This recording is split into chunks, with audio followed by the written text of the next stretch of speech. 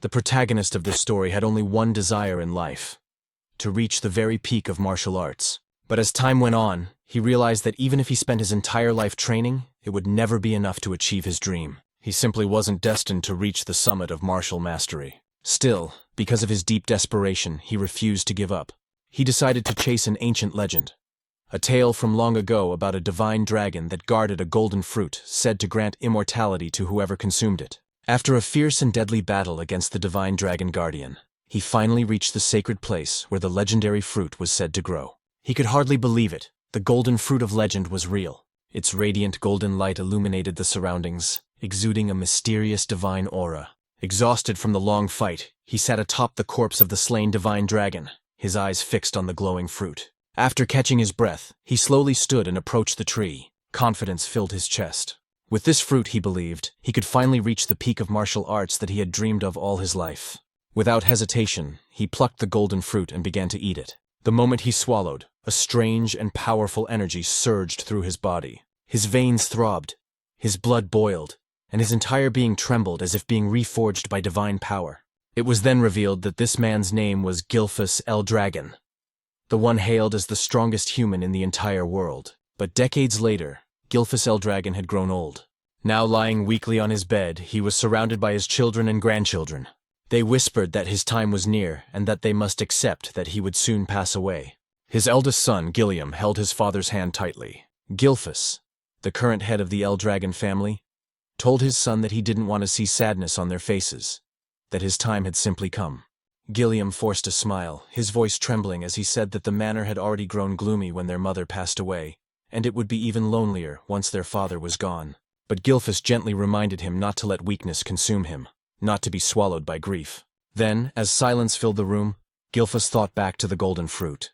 He admitted to himself that in the end, perhaps no one could truly believe in the myths of the ancient world.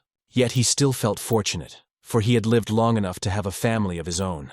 He told his loved ones that he had lived a long and fulfilling life, and that he had no regrets, but deep inside he knew it was a lie. Even now, he still couldn't let go of his dream. If only he had more time, he would continue to pursue the peak of martial arts, the dream that had eluded him all his life. And so, in his final moments, he held onto that desire until his last breath. However, in a completely unexpected twist, Gilphus opened his eyes once again. Confused, he wondered if he had merely fallen asleep. Everything felt strange. His room was different. His body felt light, and his surroundings unfamiliar. When he finally looked at his hands, his eyes widened in disbelief. "These aren't my hands. Am I a baby?" He quickly realized he was in a bizarre situation. But as a 10-star level martial artist, he questioned how anyone could have done this to him without him noticing. Then, a thought struck him. The divine dragon and the golden fruit. He finally understood. The fruit's effect wasn't immortality, but reincarnation. Though unexpected, the realization filled him with joy. He had been granted another chance, a second life, to reach the peak he failed to attain before. Soon he noticed he wasn't alone in the room. When he looked around, he realized he was inside the annex of the L Dragon Manor. Somehow, he had been reborn into the same family. He then noticed that the room was filled with other infants. Just as he was wondering why there were so many babies here, a group of maids entered, carrying baby bottles. But strangely, instead of milk, they carried a red liquid. Gilphus watched as the maids poured the crimson substance into the bottles. He thought they were about to feed the infants, but suddenly, one of the maids carried out a goblin. They forced the bottle into the goblin's mouth. Moments later, the goblin began to tremble violently. A red light burst from its body, and then it exploded into a shower of blood, splattering across the room. Gilphus froze in shock. Fear and confusion filled his mind. What in the world is happening here? One of the maids calmly said that the mixture would be safe if they adjusted the right amount of water. As they began feeding the red liquid to the other infants, another maid picked up Gilphus himself. He looked at the bottle and immediately realized it wasn't milk. The energy coming from it was terrifyingly strong. He could sense that the liquid was dragon blood, and that it was far too dangerous for a newborn's fragile body. But before he could react, the maid pushed the bottle into his mouth. Instinctively, like any infant, he began to drink. Instantly, immense power surged through his veins. His small body trembled from the pain, but Gilphus recognized it. The blood of ancient dragons was coursing through him. He thought, "This is dangerous, but maybe this is also an opportunity." At first, he considered stopping, but then he realized, if he could absorb this power, He might surpass even his former self. He might finally reach the true summit of martial arts. With fierce determination, he continued drinking the dragon's blood. His veins bulged, his body convulsed in agony, but his will remained unbroken. "Don't underestimate me," he thought. "I am Gilphus Eldragon." He repeated the words in his mind like a mantra, enduring the pain until miraculously, he overcame it. The maid stared in disbelief as he continued to drink, surviving what should have been a death sentence. Within his tiny body, two colossal dragon energies clashed violently, battling for dominance. When one finally overpowered the other, Gilphus could hardly believe how easily he had absorbed the power. When the two dragon forces finally merged within him, he realized this was the perfect opportunity. After finishing the last drop, he couldn't believe he had survived the overwhelming pain. His body hadn't exploded. Instead, it had adapted. He noticed a few other infants had also survived, which made him smirk inwardly. So, he thought, never underestimate the survival instincts of a newborn. But as expected from a baby's body, exhaustion soon overcame him. His eyelids grew heavy, and despite his triumph, Gilphus Eldragon, the strongest human reborn, slowly drifted into sleep.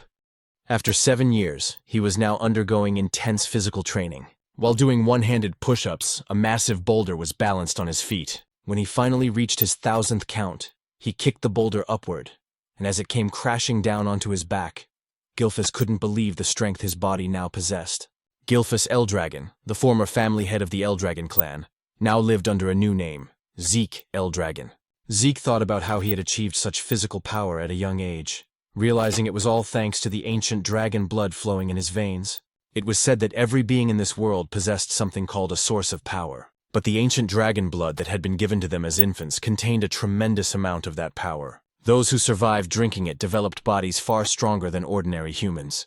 With the divine dragon source of power within him, Zeke knew he had already surpassed the limits he reached at the same age in his past life. And since he was the only infant who had managed to drink an entire bottle of ancient dragon blood, his body underwent a drastic transformation, one even he did not expect. Yet despite his progress, what frustrated him most was that he remained a mere 1 star. He had trained relentlessly, expecting to reach at least 4 stars by now. The star was the measure of one's source power. In this world, the human body was said to resemble a universe. The more stars one had floating within that inner universe, the stronger they became. However, as the number of stars increased, so too did the difficulty of reaching the next level. In his past life as Gilphus Eldragon, Zeke had achieved the unimaginable, 10 stars. He was the only person in the world to ever reach such a level. "Time really flies," Zeke muttered. He was now 7 years old. We learned that he was an illegitimate child of the current Eldragon family head. His mother had died when he was still an infant, and to this day he had never even seen his father's face. Something he considered deeply irresponsible. What shocked him most was the realization that 1,000 years had already passed since his reincarnation. He thought that reincarnation itself was already unbelievable. But after 1,000 years, the world had changed.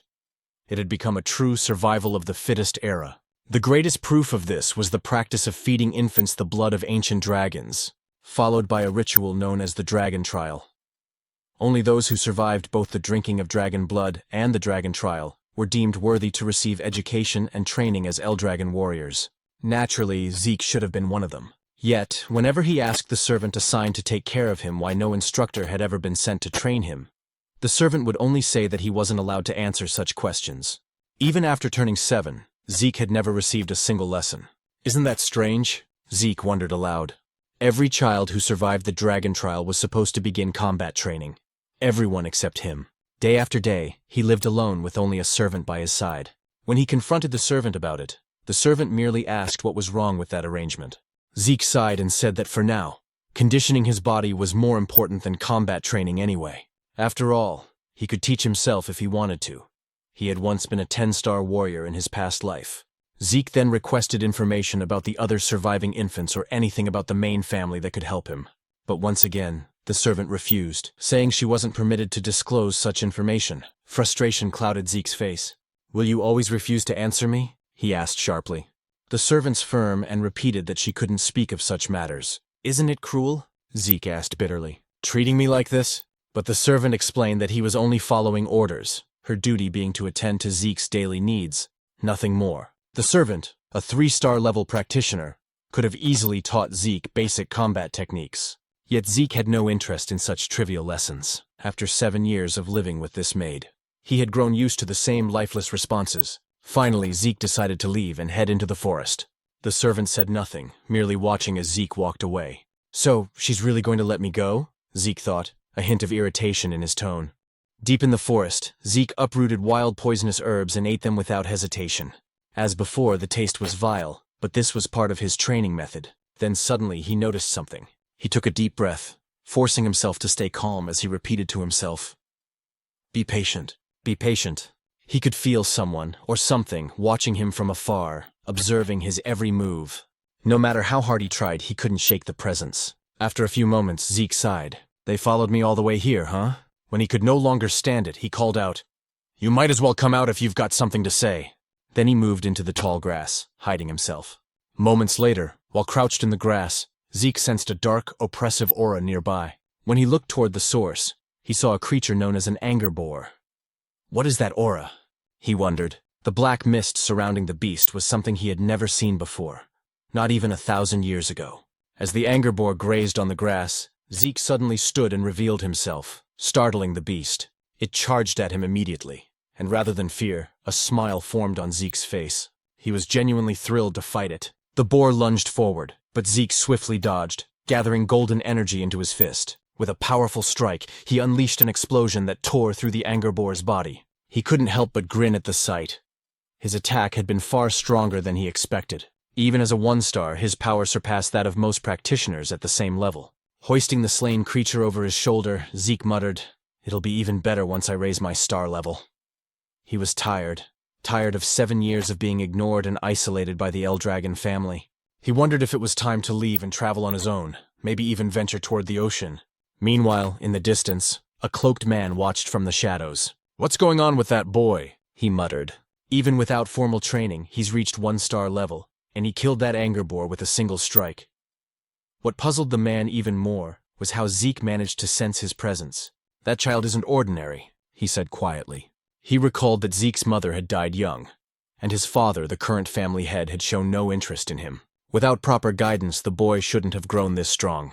Still, as the son, illegitimate or not, of the Eldragon head, Zeke was bound to remain under the clan's watch. That was why someone like him had been assigned to monitor the boy from the shadows. An illegitimate son, yet the blood of the family head runs through his veins, the man whispered. Could that be why he's so strong? Uncertain, he chuckled softly. That kid will be interesting to watch in the future. Then, he disappeared into the darkness. Back at Zeke's home, the boy was packing his belongings, ready to set off on his journey. But suddenly, he sensed several powerful presences outside. 3 4-star practitioners and 1 5-star. What are they doing here? He thought, stepping quietly to the door to listen. From their conversation, he heard them talking about how fresh and clean the air was in such a remote place, and how peaceful it was since there were no nearby rifts. Hearing this, Zeke concluded that they weren't assassins. They didn't sound like bad people at all. Deciding to confront them directly, he opened his door and asked, "What business do you have here?" The group froze in surprise. Then Zeke noticed the emblem embroidered on their clothing, the mark of the Eldragon clan. "Eldragon?" he muttered under his breath, wondering what they wanted from him. The men quickly bowed. "It's an honor to finally meet you, young Master Zeke," their leader said. "We've been sent to escort you to the site of your examination." "Examination?" Zeke frowned in confusion. Annoyance flickered across his face. "They expect me to take an exam," he muttered, "even though they haven't taught me a damn thing yet." And after a few days, Zeke could hardly believe that he had returned once again to the main estate of the Eldragon family. He told us that he wasn't brought here to live again within the main estate, but rather for another purpose. Before he could enter, they instructed him to change out of his dirty clothes first. Zeke then began to explain about something known as the Dragon's Nest. After 1,000 years, the Eldragon family had established a school that served all branches of their bloodline. Everyone born with any relation or connection to the Eldragon family dreamed of entering this so-called Dragon's Nest to receive proper education once they turned 7 years old. And today marked the day of the entrance ceremony for that academy. Zeke was here to take part in the entrance exam. Even though he hadn't learned anything about the modern generation of his family, taking the exam was mandatory. Zeke immediately felt disheartened when he realized that this was the true reason they had brought him here. Why now, he thought, when he had already decided to leave and travel the world? While sitting by the school gate, a boy from Ortiscale village approached him. It was Rangus, who asked if he was all right and what seemed to be bothering him. When Zeke asked who he was, the boy formally introduced himself as Rangus and said he had approached because Zeke looked troubled. "Is that so?" Zeke replied casually. After observing the flow of energy in Rangus's body, Zeke quietly thought to himself that the boy seemed shy, but had an unusually strong sense of perception. Zeke then apologized for his situation, introducing himself in return, and admitting that his mind was in turmoil because he had no idea what they would be required to do in the exam. "Is that all?" said Rangus, feeling slightly nervous at the mention of the test. Still, he explained that the annual entrance exam for the Dragon's Nest didn't really change much. But when Zeke admitted he knew nothing about the exam, Rangus was shocked. Taking the test without any knowledge at all. Wasn't that far too reckless and dangerous? Just as Rangus was about to explain the details of the exam, a loud and arrogant voice suddenly interrupted them. A boastful boy shouted and called Rangus a weakling. Rangus turned around in shock and immediately recognized who it was. It was Retin, also from Ortiscale Village. Mocking him, Retin asked why he was here, suggesting that he must have gotten lost to end up at the Dragon's Nest. He even told him it would be better to go home before he got hurt. "I'm here to take the entrance exam," Rangus replied, though his voice trembled as Retin drew closer, asking if he was seriously going to take the test. Retin clutched his stomach and burst out laughing, saying it was impossible for him to pass. He even insulted Rangus's father, saying, "Your father's a pseudo-dragon, right? What could the son of a pseudo-dragon possibly accomplish?" Rangus's fists trembled as he held back his anger. But Zeke noticed everything. Then it was explained to us that the Eldragon family followed an absolute hierarchy. The ranks were as follows: novice whelp dragons, regular soldier child dragons, captain-level adult dragons, executive elder dragons, also known as elders, and at the very bottom were the pseudo-dragons. Those who had failed to enter or graduate from the Dragon's Nest, considered immature and incomplete dragons. Yet Rangus had long dreamed of proving that even if they were called pseudo-dragons, they were still dragons nonetheless. Zeke was surprised and asked why Retin was so sure Rangus would fail the exam even before it started. "Who the hell do you think you are?" Retin snapped, asking if Zeke had a problem with him. Zeke calmly said he was merely curious why Retin was so confident Rangus couldn't pass. Retin pointed at Rangus and shouted that the reason was obvious. He was just a weakling. Zeke tilted his head and asked if he really said Rangus was weak, because from what he could sense, Rangus seemed even stronger than them. Hearing that, Rangus's eyes widened in disbelief. It was the first time someone had stood up for him. The arrogant boys grew angry and asked if Zeke was seriously claiming they were weaker than a pseudo-dragon, a being they saw as inferior. But before things could escalate, a man arrived and drew everyone's attention. He was the adult dragon examiner, announcing that the Dragon's Nest entrance exam was about to begin, and that all participants should register to receive their numbers. As Retin left, he glared at Zeke and warned that he wouldn't forget his face. Zeke sighed and said there was no need for anger, remarking that the children of this generation seemed to have such short tempers. Rangus quickly replied that wasn't that strange, since they were about the same age. Rangus added that anyone would be angry if told they were weaker than him. "Is that so?" Zeke muttered lightly. Since the entrance exam was mandatory, they had no choice but to take it. Though Zeke was surprised when Rangus said it was actually possible to skip the test. Zeke's eyes widened, and Rangus realized Zeke truly didn't know anything about it. Rangus advised him that it might be better to withdraw now before he got hurt. But Zeke replied confidently that a genius like him would never withdraw from a challenge. Rangus could only shake his head and say that Zeke was overly confident despite knowing nothing about the exam. Zeke simply laughed and said that whatever the test may be, they should hurry since it was about to start. Rangus had no choice but to agree. When they arrived at the testing grounds, the examiner announced that the exam was simple. To pass, they only needed to scratch the stones placed behind him. However, no other weapons were allowed except those provided by the academy. Still, they were free to use their bare hands if they wished, but each participant only had 3 attempts. "That's it?" Zeke said, sounding unimpressed. After surviving the dragon trial when they were still infants, he expected something far more terrifying and intense. But this seemed disappointingly simple. The examiner then called the first participant and instructed him to begin. The boy, nervous but determined, struck the massive stone with all his strength. The sound of metal clashing against rock echoed loudly, ringing in their ears. But to everyone's shock, the boy's sword snapped in half, and the recoil shattered his arm. Zeke was stunned at what he saw. As the boy writhed in pain, the examiner calmly said that he still had 2 remaining attempts, and asked if he wished to continue. But since the boy could no longer stand, the examiner declared him failed and ordered the others to clean up the area. As the injured participant was dragged away, The next number was called. Rangus trembled in fear at what he witnessed, while Zeke grew annoyed. "So this is what they call an exam?" he muttered.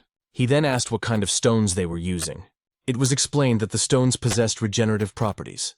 Any scratches would vanish in an instant. Moreover, they could reflect physical force 100-fold when struck with power. Zeke immediately said that such materials were far too excessive for an entrance exam. But Rangus explained that it was still possible to scratch them if one could properly circulate their source power throughout their entire body before attacking.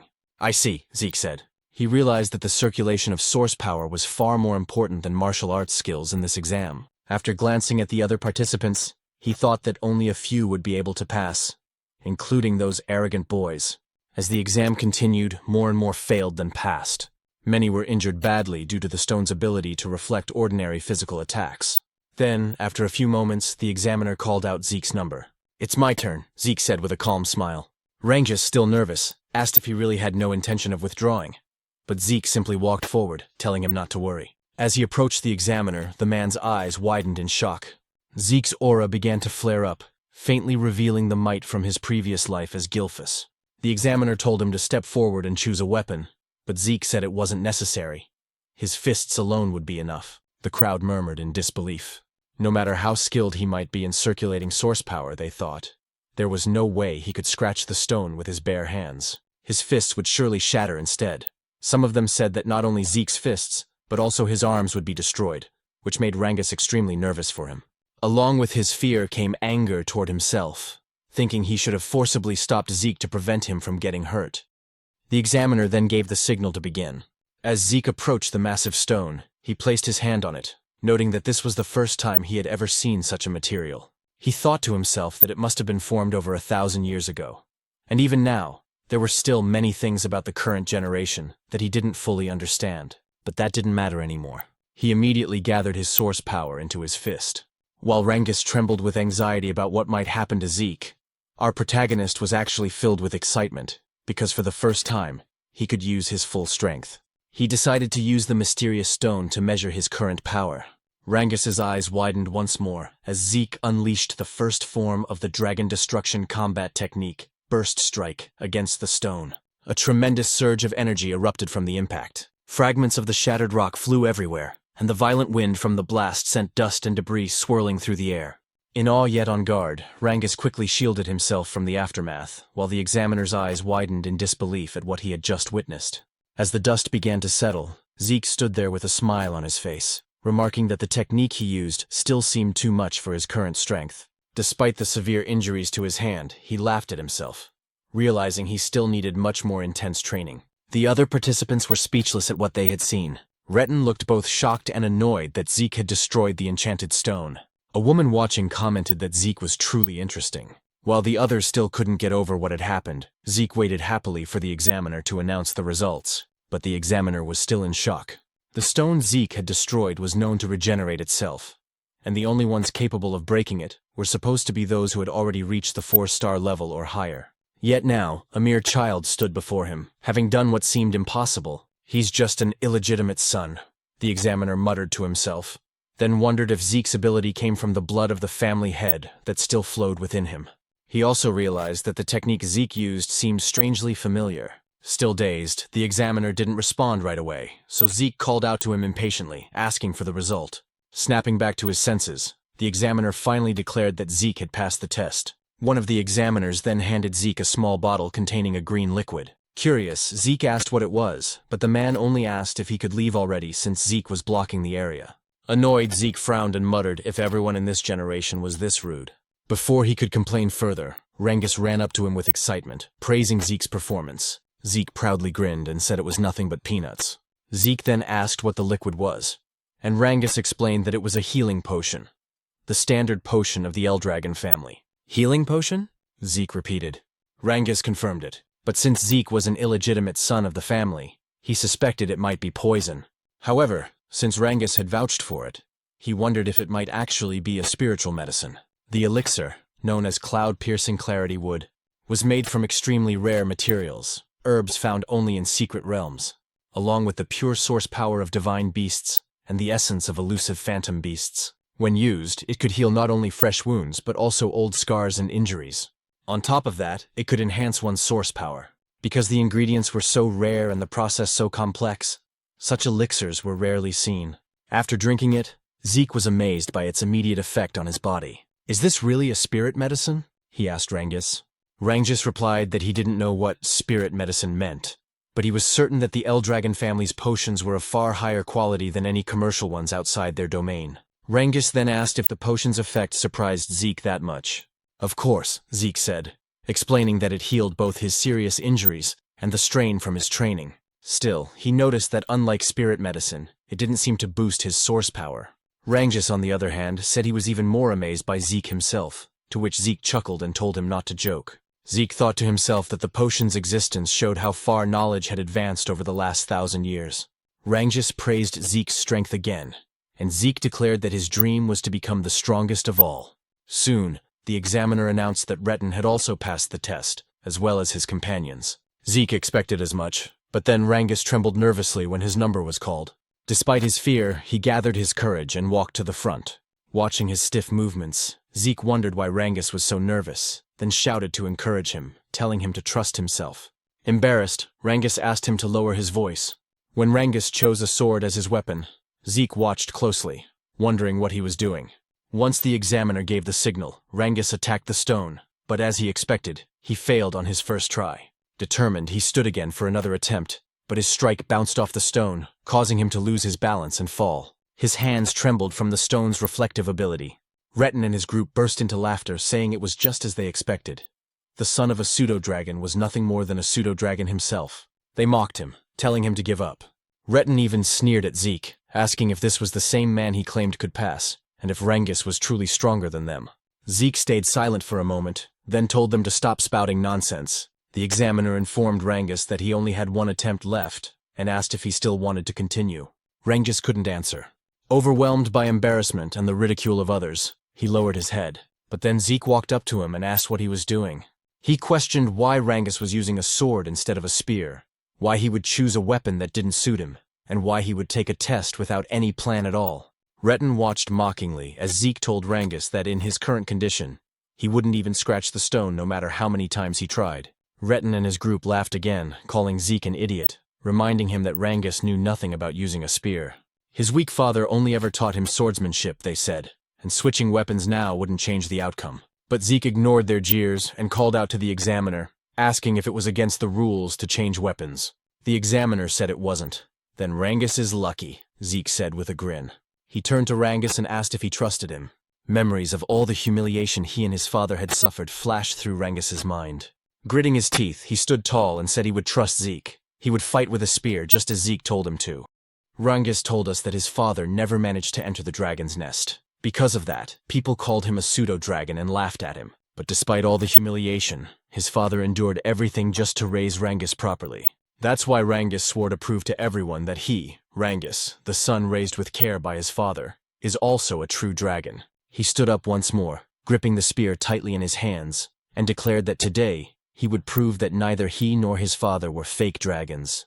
He also realized that if he tried again with a sword, the result would only be the same as before. So this time he decided to trust Zeke completely. The only problem was that he didn't know how to use a spear. Zeke called out to him, and as he pointed toward the enchanted stone, he told Rangus that there was nothing else he needed to do. Just thrust the spear straight into the stone without thinking about anything else. "Just pierce it straight through," Zeke said firmly. Rangus tightened his grip on the spear. He knew that under normal circumstances, stabbing the stone directly wouldn't cause even the slightest damage, especially since it had a strong regeneration element. But Zeke was the first person to ever stand up for him, even though they had just met that very day. It was something new and unfamiliar to him, but because of that, he chose to place his full trust in Zeke and believe in his own strength this time. He gathered his source power into the spear and immediately noticed something strange. For years, he had wielded a sword, yet he had never managed to wrap it in this much source energy, something he was now effortlessly doing with the spear. With a determined shout, Rangus unleashed his full power and struck the stone with everything he had. Retin nearly died laughing, saying exactly what he had predicted, that changing weapons wouldn't help him pass the test. But Rangus didn't stop. He felt something different, something powerful. The spear in his hands felt like an extension of his own body. Then, as he drove the weapon forward with all his strength, The spear pierced through the enchanted stone completely. The shock on Retten's face and those of his companions was priceless. Even the examiners couldn't hide their astonishment, delighted by what they had just witnessed. Rangus hadn't just scratched the stone. He had pierced straight through it. Zeke immediately praised him, while Rangus himself could hardly believe what he'd done. Even after the examiner officially declared that he had passed, Rangus still asked in disbelief if he had really succeeded. Zeke smiled, wrapped an arm around his shoulder, and confirmed it. Overwhelmed with joy, Rangus nearly cried as he hugged Zeke tightly, shouting over and over that he had done it, that he had passed the test. Retten's group, however, refused to believe it. They called it luck, but Retten himself stayed silent, shaking with rage. He couldn't accept that. Just as Zeke had said, Rangus was actually stronger than them, and that his result was far better. The examiner then announced that the test had officially ended. Afterward, he declared that the entrance ceremony would begin shortly. Zeke immediately asked if the test was truly over. Rangus replied that it seemed so, but added that there would probably be more tests once they entered the dragon's nest. Soon, a group of men emerged from a dark hallway. When they stepped into the light, the examiner announced that the head of the Eldragon family would now deliver a speech to congratulate those who passed. The moment Zeke saw the man, he asked who the person with the cold, dark expression was. Rangus, clearly nervous, replied that it was the family head himself. "That's the family head?" Zeke said. "Why does he look like that? He's not even smiling. He looks colder than ice." Rangus immediately covered Zeke's mouth, whispering that it would be best if he stayed quiet, repeating his plea for him to stop talking. Zeke nodded. When he looked again at the group, he remarked that these people represented the current power of the Eldragon family. Some of them were at the 7-star level, while others were 6-star. To Zeke, their strength was impressive, especially since the current family head, Balza Eldragon, was an 8-star level powerhouse. 1,000 years ago, only a handful of people had ever reached that level. Still, Zeke wasn't sure how many existed in this current era. "I don't like this family head," Zeke muttered. But before he could say more, Rangus tried to hush him again. Zeke sighed and thought to himself that he never expected this man to be his father in this lifetime. A dark, fiery aura radiated from Balza's body, making the entire area feel heavy. The examiner quickly ordered everyone to stay silent because Master Balza was about to speak. When Balza stepped forward, he uttered only a few words. They must all strive to become the flesh and blood of the Eldragon family. As he spoke, the terrifying pressure of his aura spread across the hall. Zeke wasn't affected, but many of the examinees trembled in fear, some struggling to breathe as their bodies froze under the immense pressure. Zeke noticed that even Rangus was affected. He couldn't believe how easily everyone around him was overwhelmed by the family head's presence. More than that, Zeke could sense an intense hatred hidden within Balza's aura. He didn't know the reason behind it, but even so, he couldn't bring himself to like the man who was supposedly his father. When Balza turned away, another man stepped forward and drew everyone's attention. He had blonde hair and cheerfully thanked Balza for his words. He then said that Master Balza had high expectations for them all, and that just like his master, he would also keep his own speech short. As Zeke wondered who this man was, the speaker simply told everyone to train hard and grow stronger. "That's it?" one of the examiners muttered. The man smiled and said that people who worry too much about small things go bald early, so he wouldn't bother with long speeches. Zeke couldn't understand what was wrong with them, but at least the atmosphere in the hall had lightened up. The examiner then announced that the new students would now be assigned to their dormitories. Everyone whose number was called had to head there immediately. Zeke asked if they wouldn't all be staying in the same dormitory, and Rangus explained that there were 4 East, West, South, and North dorms. Every student accepted into the academy was allowed to live in one of those 4 halls. When Zeke's number was called, he stood up and waved goodbye to Rangus. He was assigned to the East Hall. As he walked through the corridor, he commented that a lot had changed in this place over the past 1,000 years. After finding his room, he said that he must have gotten lost since it took him a while to arrive, and his roommate had probably gotten there first. When he opened the door, he cheerfully greeted his new roommate and apologized for being late. He then said that from today on, they'd be sharing the same room. But to his surprise, his new roommate turned out to be none other than Rangus himself. Zeke couldn't help but laugh, saying it seemed like fate kept linking them together. He asked if there was anything else scheduled for the day, and Rangus confirmed that their training would start tomorrow. "Is that so?" Zeke said casually, prompting Rangus to ask if he hadn't listened to the examiner's earlier explanation. Zeke admitted that he hadn't, on purpose. Rangus sighed and said they should get some rest early, since training would begin the next day. As Zeke gazed out the window, he thought about his plan to escape from the Eldragon family and travel the world. But after what he'd learned about the enchanted stone with regenerative properties and the healing potion, he realized he had discovered many interesting things during the exam. If he truly wanted to understand all the changes that had taken place over the past 1,000 years, he thought, then maybe staying with the Eldragon family for a while wouldn't be such a bad idea after all. A month passed at the academy, and their training continued to grow harsher. Holding heavy dumbbells in both hands, the instructor explained that the dragon's breath he was teaching them was one of the most important techniques ever created by the 15th Eldragon family head. After reminding them that they had to master the technique under any condition, the instructor's attention was drawn to a few students. Some of them, he noticed, had already mastered dragon's breath, especially the young woman he called Master Lika. Her overflowing energy suggested that she was close to reaching the 2-star level. But aside from her, one other student caught his eye, and he could hardly believe what he was seeing. Zeke was training while not only holding the dumbbells but also balancing large stones on his head and arms. The instructor stared in disbelief and muttered to himself that the blood of the family head truly ran in Zeke's veins. However, it was said that no one had ever taught Zeke anything since he was a child, which is why everything he was witnessing now felt unfamiliar to him. Zeke, on the other hand, couldn't believe that the technique he once called the Dragon King's breathing technique had been further developed by the succeeding family heads, and that it was now being taught to other branches of the family as well. According to Zeke, breathing techniques were methods that gathered the source power from the surroundings into the body. Once circulated, this source power would strengthen a person's own inner energy. The effectiveness of such techniques depended on an individual's ability and intellect. That was why the great families of this world kept their techniques secret, never allowing them to be learned by outsiders or those not belonging to their bloodline. Zeke also realized that the dragon's breath was a safe and simple technique, easy enough to master, but it was useless to him if it could only be used while resting. His own version of the breathing technique allowed him to manipulate the surrounding source power even while moving. Because of that, it was far more complex and powerful in actual combat, but also much harder to learn. Only a few had ever mastered it. He thought the current generation must have simplified his original version, so that even the family's branch members could learn it, and that decision had clearly helped strengthen the Eldragon family. Zeke couldn't help but feel a strange satisfaction. He never imagined that the techniques he had discovered long ago would still have an impact after 1,000 years. It made him wonder if the other martial arts techniques he created had also evolved over time. Interesting, he muttered to himself, amused by the thought. Lika, meanwhile, quietly observed Zeke from a distance. Later, in the cafeteria, the other students were astonished by how much food Zeke was eating. As he continued devouring his meal, he noticed Rangus sitting silently across from him. "What's wrong?" Zeke asked. "You won't get strong if you don't eat." Rangus simply asked if Zeke didn't find his stamina strange. "That's it?" Zeke replied. "You just need to eat more if you want to get stronger. Train harder. Push yourself."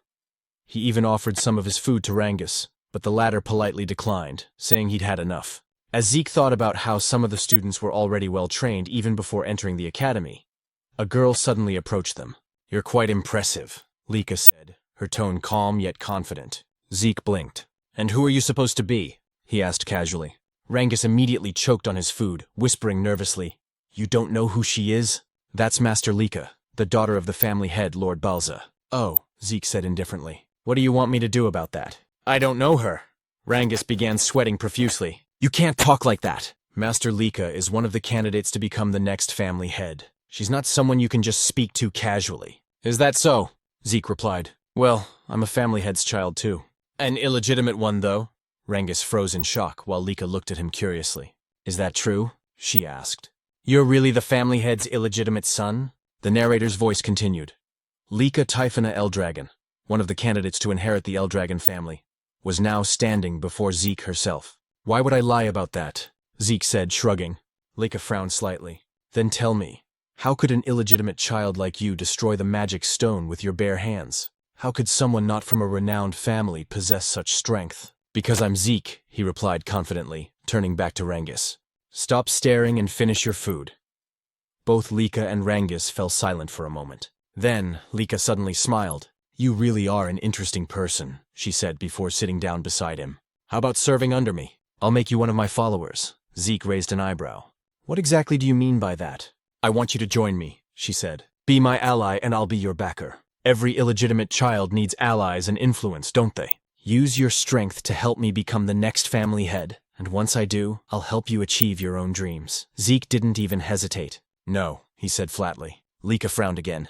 Why not? Don't tell me you want to become the family head yourself? As her aura flared with a faint, crackling energy, Zeke could tell that she was close to reaching 2-star level. For someone her age to release an aura like that, she was indeed impressive. Still, Zeke remained calm. You can think and do whatever you want, he said. But I have no interest in being family head or any kind of title. Why? Lika asked coldly. Zeke stabbed his knife into the table. Because I don't need to serve anyone, he said, his voice steady but sharp. I'm the strongest person there is. The cafeteria went silent. Even Lika couldn't believe what she was feeling. Zeke's presence had completely overwhelmed her for a moment. Rangus immediately stepped in to diffuse the tension, urging both of them to calm down. But Lika wasn't the type to back off. Embarrassed and angered by what just happened, she decided to challenge Zeke to a duel. Zeke, however, didn't seem to care and simply continued eating. Moments later, a commotion spread across the campus. Where are they going? One student asked. To the training grounds, another replied. There's going to be a duel between the younger generation. Master Lika herself is fighting. What? Master Lika from the Typhona family? Someone exclaimed. Who's brave enough to challenge her? When they arrived at the training grounds, everyone whispered among themselves, wondering who would face her. Zeke, meanwhile, couldn't believe Lika was actually serious about the duel. Are you all right with this? Rangus asked nervously. You'll be fighting Master Lika. Even if you call her master, I don't know who she is, Zeke replied bluntly. Rangus sighed. You should at least show some respect, now that I know you're also the family head's son. Do what you want, Zeke said. Still, Rangus tried to explain. What's important now is that you understand who you're up against. Master Lika isn't just anyone. She's the daughter of Lord Balza Eldragon. And she also carries the blood of the Typhona family, one of the 4 great families supporting the Eldragons. She's a prodigy who mastered all forms of the Typhona family's hereditary lightning great sword technique at a young age. Like her father's other children, she has terrifying talent. Zeke tilted his head. I didn't understand a word of that except that she's the family head's daughter. Rangus stared at him. How do you not know any of this? Because I don't, Zeke said plainly. So don't ask me. Rangus blinked as Zeke suddenly laughed. But since I don't know anything about her, he said with a grin. That'll just make the fight more fun. Sounds exciting? Rangus could only sigh in worry. No matter how strong Zeke was, Master Lika was on another level entirely. Why did you even accept her challenge? He asked. I never run from a fight, Zeke answered. And it looks like my challenger's ready anyway.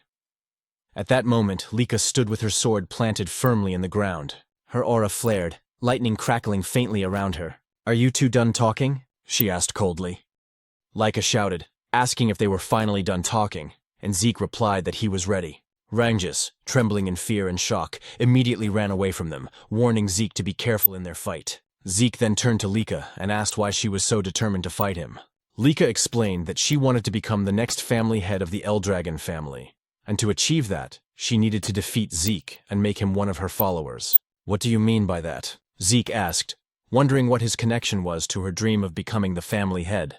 Lika questioned him back, asking if he truly had no idea about the current situation of their family, and whether being an illegitimate child was the reason he was so unaware. Zeke simply answered that he didn't, admitting that his knowledge about their family was limited. Because of that, Lika began explaining. She said that including both of them, there were 5 candidates to become the next family head. Except for Zeke, all of her siblings were connected to the 4 major branch families of the Eldragon clan. The position of family head was so important that it became a source of conflict among those branches. For that reason, all of Zeke's siblings had entered the Dragon's Nest to study and represent their respective families. Since the fight for succession had turned into a fierce competition, Lika needed strong allies to stand against her older brothers. Zeke quickly understood that this was a power struggle between the 4 main branches of the Eldragon family. He found it all too complicated, and wasn't even sure if he wanted to understand it. Lika then continued, saying that as one of the candidates for family head, she needed to strengthen not only her knowledge and power, but also her influence by gathering strong followers. Without another word, she charged straight towards Zeke, declaring that she would defeat him right then and there to make him one of her subordinates. But Zeke easily dodged her powerful strike, as well as the flurry of attacks that followed. Still, Lika refused to let him escape.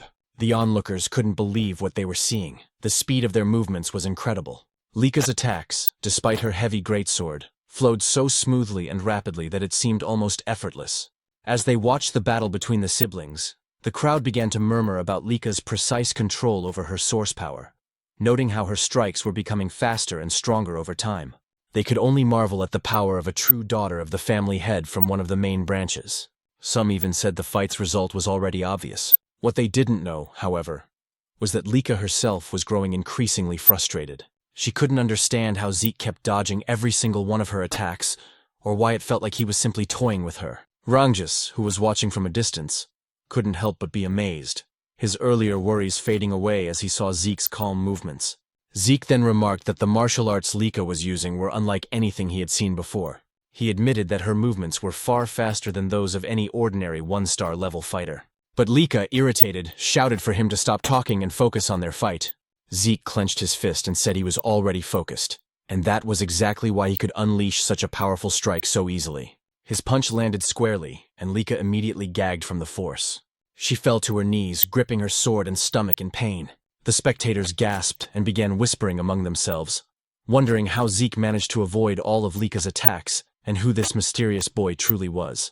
As Lika struggled to stand, she asked why none of her strikes could land.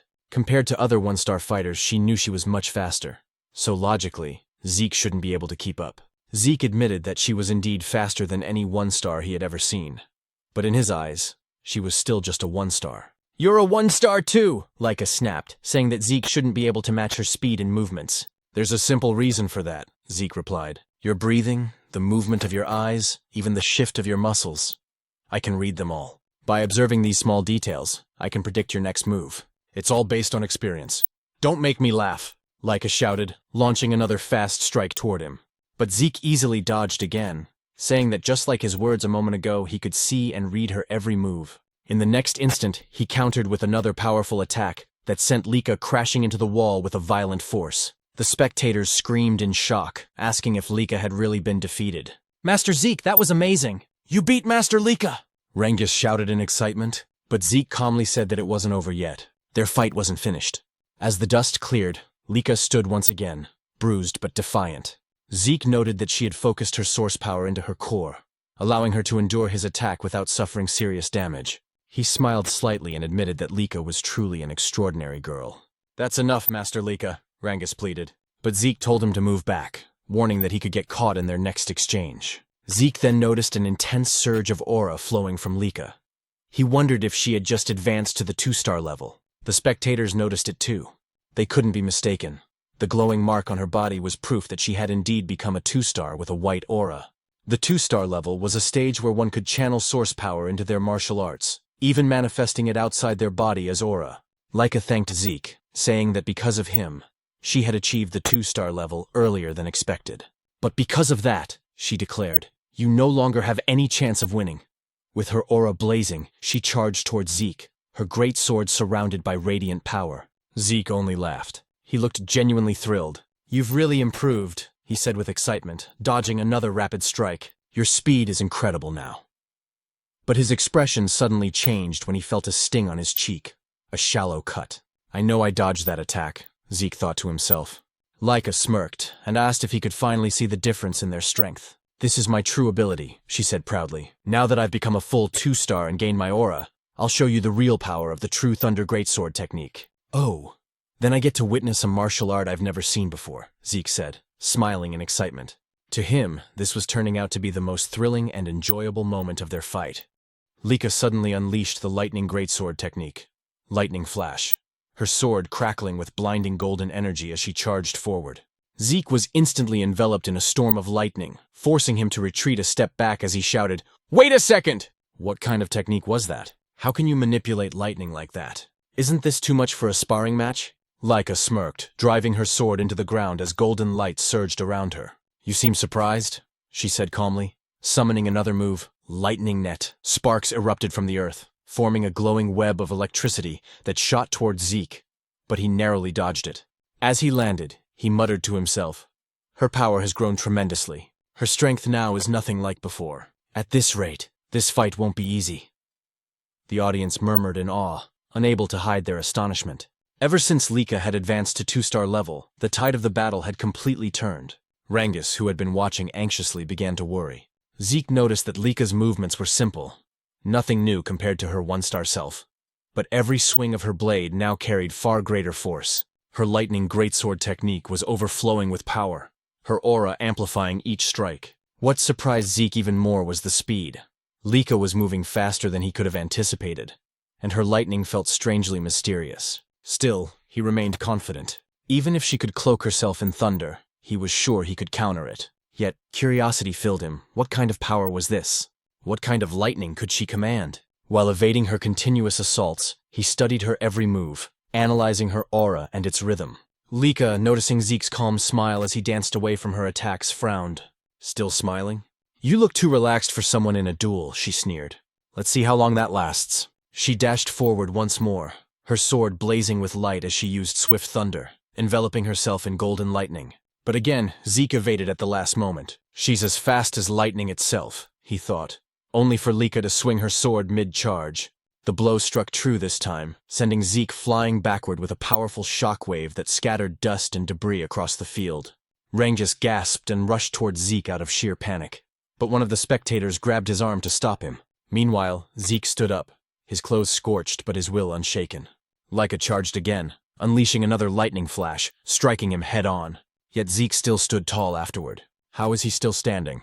Lika muttered, her brow furrowed in disbelief. Rangus ran toward them, shouting, "Master Lika, stop!" "That's enough. We've already seen your strength." But Lika snapped back coldly. "Do you not understand, Rangus? Stopping mid-battle would be an insult to Zeke." Desperate, Rangus turned to Zeke and begged, "Please, Master Zeke, surrender." "That's enough." Lika chuckled. "He's right. Judging by your condition, surrendering would be wise. If you kneel and pledge loyalty to me, I'll stop." But Zeke only smiled silently. Lika's eyes hardened. "Even as an illegitimate child, you're truly a proud Eldragon," she said with a hint of mockery. She raised her greatsword high, her aura surging. "If that's what you want, then I'll use my full strength to end this." Lightning roared from the heavens as Lika summoned her first secret art, Heaven's Thunder. A colossal surge of golden energy descended, shattering the stones beneath Zeke's feet. Thunderbolts struck his body in a storm of divine fury. Rangus cried out in terror, watching his friend's body engulfed by golden lightning, smoke rising from his charred form. Lika drove her sword into the ground, exhaled deeply, and said softly, "I'm sorry, Zeke, but this is the end." But then, a voice echoed through the crackling air. "Is that so?" In an instant, a brilliant golden lightning aura exploded skyward. Lika's eyes widened in shock as she turned around. "Impossible. How can this be? How do you have a lightning aura?" she stammered. Zeke stood, smiling calmly as golden arcs danced across his skin. "So this is what you call lightning aura," he said casually. "If you're asking how I got it, I honestly don't know." His tone was calm, but his words sent ripples through the crowd. "Impossible," Lika whispered, unable to believe what she was seeing. Zeke smirked. "Truth is, I let you hit me on purpose. I wanted to study your lightning, how it flows, how it behaves. And somehow I learned to use it myself." "That's absurd," Lika snapped. Inwardly, Zeke explained to himself that he had deliberately taken Lika's attacks because her lightning intrigued him. While enduring her strikes, he continuously activated his Dragon King's breath technique. The strange resonance between his breathing and her lightning caused golden energy to gather in his body. Before he knew it, he could manipulate the lightning himself. Maybe Lika has a unique constitution, he thought. And judging from her family's great sword technique, it's likely their whole bloodline shares this lightning affinity. Zeke walked toward her confidently. "I never expected lightning-type source power to be this incredible." This duel turned out to be the perfect training. With a grin, he added, "Thanks to you, Lika. I've reached 2-star level myself." Golden lightning flared around him as he declared, "Our battle isn't over yet." Lika roared and charged again, her greatsword glowing with power, unleashing another blinding attack. But Zeke sidestepped effortlessly and prepared a counterstrike. However, as he moved, he suddenly vanished in a flash and reappeared on the opposite end of the arena. "What just happened?" he muttered. He then realized, when one gains immense source power, it strengthens the body's muscles and nerves. This new lightning aura must have changed my physiology. I can't fully control my speed yet. In the stands, Rangus was speechless. He couldn't follow their movements anymore. Both fighters were blurs of golden light and thunder. Am I just imagining things? Or has Lika not landed a single hit lately? He wondered. Frustrated, Lika shouted, "Are you mocking me, Zeke? Stop toying with me." "I'm not," Zeke replied calmly. "But I will admit, you're a real threat." He then lunged forward, delivering a powerful kick, but Lika blocked it with her sword, the force pushing her backward. Zeke straightened, smirking. I think it's time to end this. End this? Lika repeated, narrowing her eyes. Yes, Zeke replied. I've been thinking of creating a new technique for a while now, and this seems like the perfect time. Creating a new technique? She said in disbelief. Zeke nodded. Exactly. He paused for a moment, then murmured, should I call it a first form, or maybe a special form? Lika blinked, confused. Did he even receive proper combat training? From which family could he have learned that? She wondered, her thoughts spinning. Before she could react, Zeke appeared beside her in a flash, lightning surging in his hand. Dragon Destruction Combat Arts, Special Form, Lightning Peak, he shouted. The attack struck her directly, wrapping her in a fierce storm of golden thunder. Her body trembled violently, her sword slipping from her grasp as she fell to her knees before him, electricity still crackling around her. The arena fell silent. Rangus and the others stared in disbelief. Zeke had won. Lika, lying on the ground, exhaled shakily. After a few moments, she forced herself to sit up, trembling. I can't believe I lost. I was supposed to become the next family head. I can't lose. Not to anyone, she thought bitterly. Zeke approached her, offering his hand. You were amazing, Lika. Truly strong, he said sincerely. It's always exciting to learn something new. This fight was worth it. Smiling warmly, he added, it'd be boring if this was the last time we fought. Let's have another sparring match sometime. Lika froze, her cheeks turning red as she stared at his outstretched hand. Despite her defeat, she had a feint of happiness on her face. Perhaps out of pride, or perhaps for the first time, admiration. Once again, Zeke said that they should have another sparring match soon. With a confident smile, he added that he couldn't wait for their next bout. Lika, though a bit shy, extended her hand toward him, admitting that she was no match for him, and that she willingly accepted her defeat. Meanwhile, several hours later, deep inside a dimensional rift, Balza Eldragon, the father of Lika and Zeke, and the current head of the Eldragon family, stood surrounded by countless strange and feral monsters. As the creatures charged toward him, Balza's eyes began to glow with an intense light. Releasing a crushing wave of aura and dragon pressure, he instantly froze every creature in place. Drawing his sword, Balza invoked the first form, Genesis, of the Dragon Destruction Combat Arts. With a single, fluid swing, all the monsters around him were cleaved cleanly in half. As he sheathed his sword, the Eldragon family soldiers rushed forward to finish off any remaining monsters that might have survived their master's strike. Balza turned toward the exit of the rift, but before he could leave, one of the soldiers called out to him, saying that he had an important report. Balza stopped walking and asked what it was about. The soldier informed him that Lady Lika had reached the 2-star level. Upon hearing this, Balza froze mid-step. His glowing eyes flickered, and his response came out cold and detached. So what of it? The soldier, clearly nervous, explained that reaching the 2-star level at only 7 years old was an extraordinary achievement. He added that with Lika's talent, once she graduated from Dragon's Nest, she would likely reach the 4-star level, or perhaps even the 5-star level. Balza's reply was chilling. Talent means nothing. The next time you report to me, I expect to hear how she can be of use to us. If all you bring are worthless updates like this, you'd better leave my sight. The soldier fell silent as Balza continued toward the rift's exit. But before he could step through, the soldier quickly added that Lika had recently lost in a sparring match. Balza stopped abruptly and turned his head slightly, his expression unreadable. Did she lose to one of her brothers? He asked. The soldier shook his head. No, master. She was defeated by someone her own age. By Lord Zeke. Zeke? Balza repeated, his voice low. The son of that woman? Memories surfaced, of a humble maid, Zeke's mother. That woman truly was gifted in battle, he muttered. But she died after giving birth to the boy. He turned fully to face the soldier, his tone sharp. Tell me, who could have possibly trained Zeke to defeat a 2-star cultivator? The soldier hesitated before answering. No one, master. Lord Zeke has never received formal training. He defeated Lady Lika through his own strength and skill alone. In fact, he too has already reached the 2-star level. I see, Balza said flatly. Then, turning his back once more, he declared, Begin the first trial. The soldier was visibly startled. Master Balza, forgive my intrusion, but isn't it too soon for the first trial? It's only been a month since the students began their combat training. Most of them haven't even reached the 1-star level yet. Balza cut him off. I do not care. Death chooses no timing, no level, no favorites. Only the strong deserve to survive. Star levels mean nothing if they can't endure the first trial. Those who fail aren't worthy of the Eldragon name. Yes, master, the soldier replied quickly. But then Balza added, Also, summon Freya. Tell her to return immediately. The soldier's eyes widened in disbelief. Freya. Master, do you mean that Freya? Balza nodded. Indeed. If Zeke could defeat Lika using only his own strength, then he's far more intriguing than I expected. I want Freya to design and supervise the first trial herself, and I expect her to personally observe every participant. The soldier bowed deeply. As you command, Master Balza. For the first time in a long while, a faint smile appeared on Balza's lips. A rare, almost warm expression flickered across his face as he said softly, "He's the most interesting one of all." The next day at Dragon's Nest, the students continued their combat training under Rangus. Zeke, however, was off to the side, practicing his breathing technique. Sitting in a wall-sit position, he balanced a massive boulder on his head while holding dumbbells in both hands. His unwavering focus drew the attention of Rangus and the others, who couldn't help but watch him in silence. With his eyes closed, Zeke contemplated the technique they were studying, the Strike Dragon combat arts. As he recalled, this technique was originally created by the 15th family head. Though labeled as a combat art, it was in truth a body enhancement method, simple yet well constructed, allowing even young cultivators to grasp it. Rangus called out, "Zeke, aren't you going to train?" Zeke opened one eye. "What do you mean?" "I mean combat training," Rangus clarified. "We're practicing the Strike Dragon combat arts." "I already learned that," Zeke replied casually. Rangus was stunned. "What? But it was only taught to us this morning.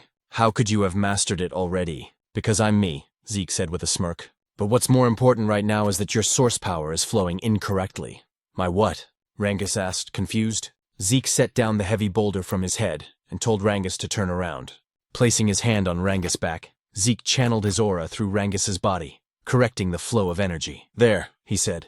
"That's how your aura should circulate." Rangus turned to face him, grateful. "You've really mastered the Strike Dragon combat arts, haven't you?" "That's incredible!" Zeke frowned playfully. "Are you doubting me? What kind of friend are you?" "No, not at all," Rangus quickly said. "It's just, aside from my father, no one's ever taught me like that before. That's why I want to learn everything I can. You, Lord Zeke, already have your own martial arts, strong enough to defeat Lady Lika. I just thought the Strike Dragon combat arts might be too simple and boring for someone like you." "It's not boring," Zeke replied. "Actually, I admire its stability. It reminds me of my own dragon destruction combat arts, though my children never liked that technique. They said it was too difficult and complicated." The dragon destruction combat arts was indeed a complex and demanding technique, but it possessed immense power. It consisted of 4 main forms, and during his battle with Lika, Zeke had created a 5th. Beyond that, there was even a secret, its final form, a terrifying and destructive ability, the same one he had once used to slay the divine dragon in his past life. He wondered silently how his descendants had handled his other dragon techniques over time. Perhaps they had modified them. The thought only made him more excited. "Anyway," he said, "since I've already mastered the Strike Dragon combat arts, I'll continue with my physical training." He smiled faintly. Everyone has their own way of learning techniques. But before he could continue, Rangus suddenly shouted his name. "Zeke, please, teach me. I know it's a shameless request, but I want to get stronger, even just a little." Zeke looked at him for a moment, then nodded. "All right, I'll teach you." Rangus blinked in surprise. "Wait, you mean it? You'll really teach me?" "Of course," Zeke replied. "Why do you look so surprised?" "You were the one who asked. I just didn't think you'd agree so easily," Rangus said sheepishly. "I'm not lying," Zeke said, "and I know you're worth teaching." Just then, Lika approached them. Though hesitant, she spoke up. "Zeke, I'd like you to teach me too." Rangus turned to her, startled. "You too, Lady Lika? Is there a problem?" she asked calmly. "Honestly, I used to think that no one my age could defeat me. As a candidate to become the next head of the Eldragon family, I was confident in my power. But yesterday's match, it shattered my pride. I still don't know how you managed to use Lightning Aura, or how you wield it even better than I do." Zeke sighed. "So now this is my fault?" he muttered half-jokingly. Determined, Lika continued. "I want to become stronger. Strong enough to defeat our older brothers. And you as well, Zeke. Please. Teach me." Zeke fell silent for a moment, deep in thought. Since Zeke didn't answer right away, Lika asked if he was really fine with it, even though he was also a candidate to become the next head of the Eldragon family. Rangus agreed with her, realizing that even though Zeke was an illegitimate child, Balza Eldragon was still his father, which technically made Zeke one of the successors, whether he liked it or not. Zeke calmly replied that he didn't mind, but the real question was whether Lika's body was in good condition to train, saying that from what he saw in their match, her injuries would normally take at least a month to heal. Lika shook her head and said she had already used a healing potion, so there was no need for him to worry. Zeke and Rangus exchanged a look, whispering to each other. Zeke asked if that medicine truly had such absurd effectiveness. But Rangus replied that if Zeke was referring to the basic potion given during the entrance exam, it definitely wasn't strong enough to heal Lika's wounds so quickly. Because she was the daughter of the family head, she must have used a much stronger kind of potion. Zeke sighed in amazement, muttering that this era truly was something else. Lika nodded, admitting that without the potion, she would have been bedridden for at least a month. But now, what mattered most was her request. Whether Zeke would agree to train her as well. She knew that he, too, needed to train, but she wanted to grow stronger under his guidance. Zeke agreed without hesitation, saying that he never turned down young people with ambition. Both Lika and Rangus were surprised by his answer. Lika pointed out that he was also young like them, while Rangus added that they were about the same age. Zeke chuckled and agreed. Then, with a teasing tone, Zeke asked if she was truly sure about having him as her instructor. After all, he was the one who defeated her. Lika replied firmly that she didn't care about that. She didn't have the luxury to be picky. If she wanted to become the next head of the Eldragon family, she had to become stronger, no matter what it took. Zeke remembered how, during their first encounter, she had mentioned her dream of becoming family head. He asked why she seemed so obsessed with that goal. Without hesitation, Lika answered that if she failed to become family head, she would only be used for a political marriage. She spoke bitterly, saying that in the best-case scenario, she'd probably be forced to marry one of her cousins. But the worst case would be marrying a man she didn't even know. Zeke's expression darkened, anger flickering in his eyes as he asked what she meant by that. Lika said it was natural, considering how valuable the Eldragon bloodline was, especially within the 4 branches of the family. Their source power was special. It could be used in countless ways. That's why the family was obsessed with keeping their bloodline pure. Rangus shuddered, sensing the terrifying aura that suddenly emanated from Zeke. His voice turned cold and sharp as he said that the Eldragon family had truly begun doing disgusting things like this. He clenched his fists, saying he would destroy such filthy and meaningless traditions. But before the atmosphere could grow heavier, several instructors arrived, immediately drawing everyone's attention. Lika blinked in surprise, wondering why they had come, while Zeke muttered that the timing couldn't be worse. He worried that they might have overheard what he just said. Then, from behind them, a woman with fiery red hair appeared. One instructor stepped forward and announced that starting today, they would have a new instructor. Despite how busy this person was, she had taken the time to teach them personally, so they should be grateful. As the red-haired woman approached, she reached out her hand toward Lika and asked if she was Lady Lika. Feeling a wave of danger, Lika instinctively leaped backward. Zeke stepped forward protectively, while Rangus grabbed onto his arm in fear. The red-haired woman smiled faintly, praising Lika's sharp reaction and saying her aura quality wasn't bad at all. Zeke frowned slightly. He hadn't even sensed her presence until now. Rangus nervously asked who she was. The instructor then introduced her as Lady Freya. Freya Fewinkick of the Black Dragon Corps. Freya gave a polite smile and greeted everyone, saying she was pleased to meet them all. She then looked straight at Zeke and asked if he was Lord Zeke. When he confirmed it, she asked if he wasn't surprised by her sudden appearance. Zeke replied calmly that nothing she did was surprising. Freya froze for a moment as Zeke's eyes began to glow faintly, and he commented that her stealth technique was rather interesting. Freya quickly realized why even the family head, Balza Eldragon, was interested in this boy. Meanwhile, Zeke analyzed her movements. He noticed her source power was concentrated in her lower body, following a flow pattern he had never seen before. That must be why her footsteps made no sound at all. A spark of excitement lit up his eyes as he wondered what kind of martial arts she used. Freya then took command of the class. She confirmed that she would be their new instructor. The students began whispering among themselves in disbelief. Lady Freya, the Tempest Wind, was known as one of the strongest warriors in the family. The other instructor confirmed that Freya was a 6-star practitioner under the Black Dragon Corps, the elite unit serving directly under the family head himself. The students were in awe, unable to understand why someone of her rank would come teach at their academy. Freya smiled faintly and said she would indeed train them, but under one condition. They had to pass a simple test. The students gasped at her words. She told them not to worry. The test was simple. They just needed to bring crystal like the one she's holding, and survive for 1 full month inside the Poison Dragon Mountain. Rangus went pale at the name, while Zeke felt a sense of nostalgia. The Poison Dragon Mountain, he explained, was home to countless poisonous creatures. Even brushing against a single leaf could kill an ordinary human instantly. It was a region of pure danger.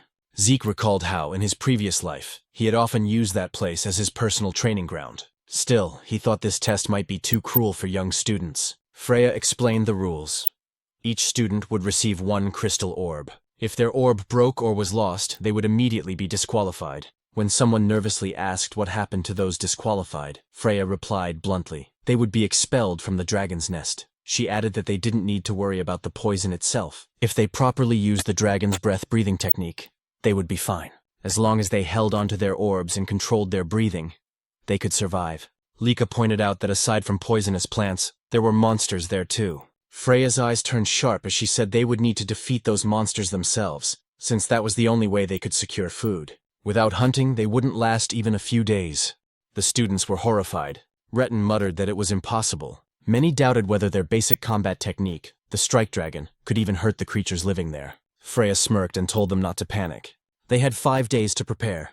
During that time, they could each choose a basic weapon art from the Eldragon family archives to learn. If they mastered it, their survival chances would improve. But if they failed to learn it within 5 days, she would not take responsibility for whatever happened in the mountain. One student asked timidly if Freya would help them in case things got too dangerous. Freya chuckled darkly, saying, "You're in the Dragon's Nest, the land of the Eldragon family. Here the weak do not last. Only the strong survive. If you can't defeat a few monsters on your own, then you might as well sleep peacefully beside them in the bed of poison." The students trembled in terror, sweat dripping down their faces. Rengis was on the verge of tears, while Lika stayed silent in deep thought. Zeke frowned to himself, wondering if this was still the same Eldragon family he once knew. It felt so different from when he had been the family head. Freya then said that was all for now. She began distributing martial arts books for every weapon type and told them to step forward to pick whichever technique they wanted to learn. As students crowded around, Rengis hesitated, unsure what to choose. Zeke advised him to take a spear technique, reminding him that he used a spear during the entrance exam. Rengis quickly agreed and thanked him. Lika said she would pick a great sword technique since she already knew the lightning greatsword's basic forms. But Zeke stopped her, suggesting she try axe arts instead. Lika asked why, and Zeke explained that it would help cover her current weaknesses. Since it was Zeke who suggested it, she didn't argue and just nodded, quietly trusting his words. Freya then asked if everyone had chosen their books. When they confirmed, she told them to make good use of the remaining 5 days. Their survival depended entirely on mastering those techniques. If they failed to do so, they would die pathetically in the Poison Dragon Mountain. Just as she was about to leave, Freya suddenly remembered something and turned back. She warned them that during the test, their seniors would be trying to steal their crystal orbs. Rengis was stunned and asked what she meant. Freya explained that their 10-year-old senior group would also be taking the same test, but their task was to hunt down and steal the orbs from the younger batch. She added that the younger students outnumbered the seniors, and since the Poison Dragon Mountain was vast, they might get lucky and avoid confrontation. Still, their seniors would use everything they had to find and attack them. After saying that, Freya turned and left. Rengis looked terrified, sweat dripping down his face as he asked what they were supposed to do now. Not only did they have to deal with poisonous monsters, but also with upperclassmen hunting them. Lika frowned and said that every upperclassman was at least 1-star level or higher. If they ganged up on her, she wouldn't last long, and most of their classmates probably wouldn't survive either. Zeke nodded, saying she had a point. If Lika couldn't fight alone, then she should form a group of 2 or 3. Cooperation wasn't forbidden after all. They could help each other hunt monsters and defend against seniors. When Rengis asked about Zeke's plan, Zeke simply said that he intended to go solo and enjoy the exam. Lika sighed and admitted that somehow that sounded just like him. Before they began training, Zeke suggested they eat first. As they walked away, Lika glanced at Rengis and asked if he didn't think Zeke was a little strange sometimes. Rengis shrugged and replied, "Yeah, sometimes." 5 days later, the students gathered before the Poison Dragon Mountain, their emotions mixed between fear and determination. Freya stood before them, a confident smile on her face, and declared that the weather was perfect for the test to begin. Nervously, Rengis said that the exam was finally about to begin. Even though this was Zeke's plan, he couldn't help but wonder if it was really okay for someone like him to be part of Lady Lika's team. After all, there were many noble-born students she could have chosen instead of him, a mere commoner who hadn't even reached 1 star yet.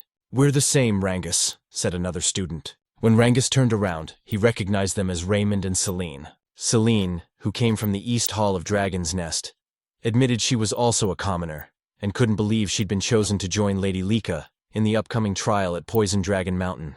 Raymond, also from the East Hall, smiled as he looked at Lady Lika. But Lika quickly said that it didn't matter whether her teammates were nobles or commoners. She had chosen them because she recognized their potential and abilities. Hearing this, Rangus fell silent for a moment, then gripped his spear tightly and declared that he understood, and that he would do his best not to become a burden to their group. Raymond followed, saying he would give his all to meet Laika's expectations. Laika smiled brightly and said, "I'm counting on you all." Then she turned to Zeke and asked if he was truly planning to take the trial alone. Zeke nodded confidently, saying he couldn't wait for it to begin. Celine, still nervous, admitted she admired both Zeke and Laika. While she was trembling in anxiety, Zeke was brave enough to face Poison Dragon Mountain on his own. Raymond remarked that it was natural for them to be confident, since the blood of family heads flowed through their veins. But Laika quickly interjected, telling him not to compare her to Zeke, because even she felt nervous. "You're nervous?"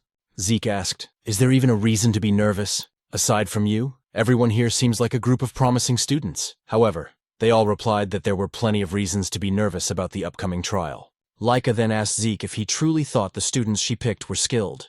Zeke immediately confirmed it, and thought to himself that Laika had successfully gathered some of the most promising students in the academy. He realized that her eye for talent was indeed remarkable. He praised their group's offense and defense, saying the trial would surely be easy for them. "You're right," Rangus replied with a drop of sweat running down his cheek. "You've always been too confident, Zeke." Freya then asked if all the participants have arrived, and soon noticed that many of the students had already formed groups. Since some weren't yet masters of their weapon arts, forming teams wasn't a bad idea. Freya then stepped forward and announced that the trial would begin shortly. She explained once again that their task was to survive for 1 full month in Poison Dragon Mountain and protect their crystal orbs. They would only pass if their orbs remained intact. Every orb was identical, meaning that if one lost theirs, it could be stolen by others. Many students grew anxious upon hearing this, while Zeke realized that this meant stealing orbs from other participants was fair game. Freya continued, saying that after the new students entered the mountain and settled, upperclassmen would also enter, to steal their crystal orbs. The upperclassmen mocked them, saying that since most of the new students hadn't even reached 1 star, taking their orbs would be easy. Hearing this filled Zeke's classmates with mixed emotions: fear, excitement, and unease. Freya concluded the explanation, and as soon as she announced that the trial had officially begun, the students dashed toward Poison Dragon Mountain. Watching them go, Zeke heard Laika tell him to make sure he survived. He smiled and said he would, but that they should survive as well. Laika then called out to her team, and as Zeke told them to be careful, Freya noticed him. "It's your turn to enter, Zeke," she said. "Right," Zeke replied, apologizing for getting a bit carried away. "Carried away?" Freya asked. "Aren't you nervous at all?" "No," Zeke replied with a calm smile before walking toward the mountain. Freya watched him go, thinking to herself that he was indeed a peculiar boy. That night, at the camp outside Poison Dragon Mountain, one of the instructors asked Freya if the new students would be all right. When she asked what he meant, he said the trial seemed too early for beginners.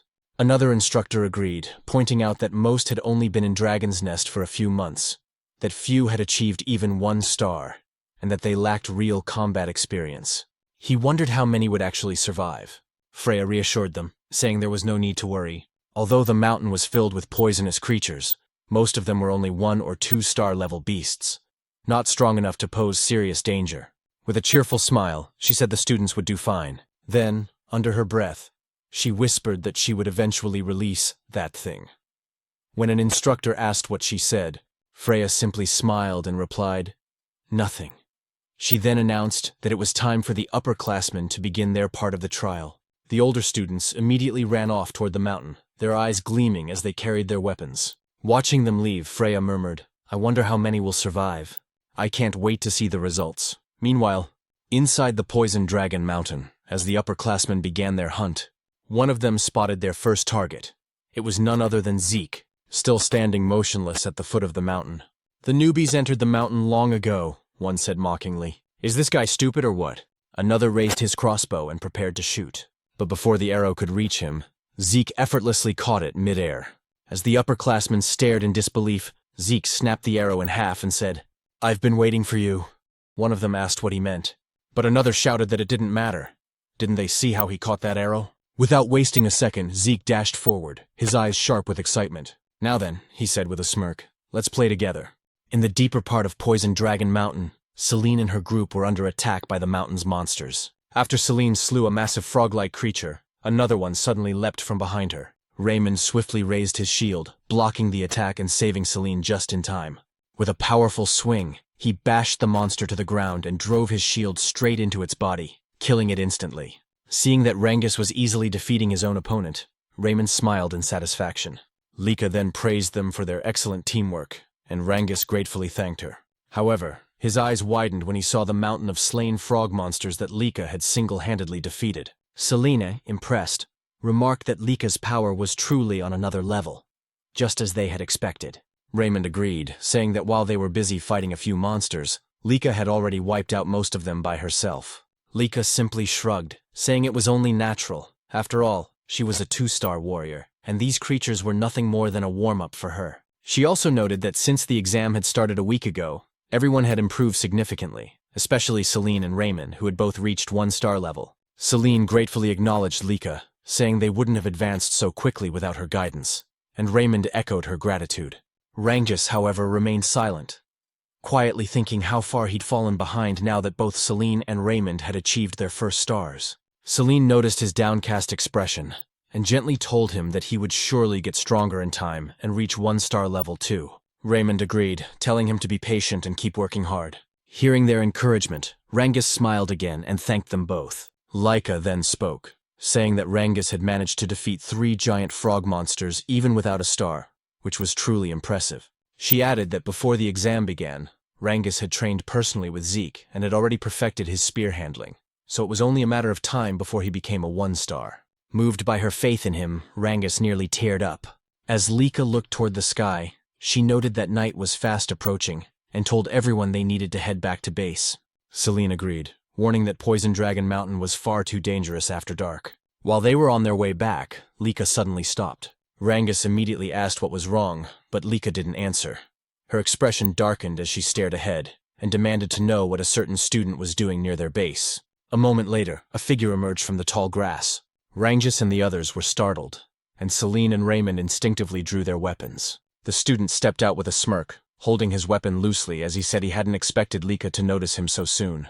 Lika immediately recognized him as one of the upperclassmen and asked if he had come to steal their crystal. When he confirmed it, she realized that at last, an upperclassman had decided to attack their group, and this one was a 2-star. The upperclassman grinned, saying that their current exam required them to steal the crystals from first years, though he hadn't expected his first target to be none other than Lady Lika's group.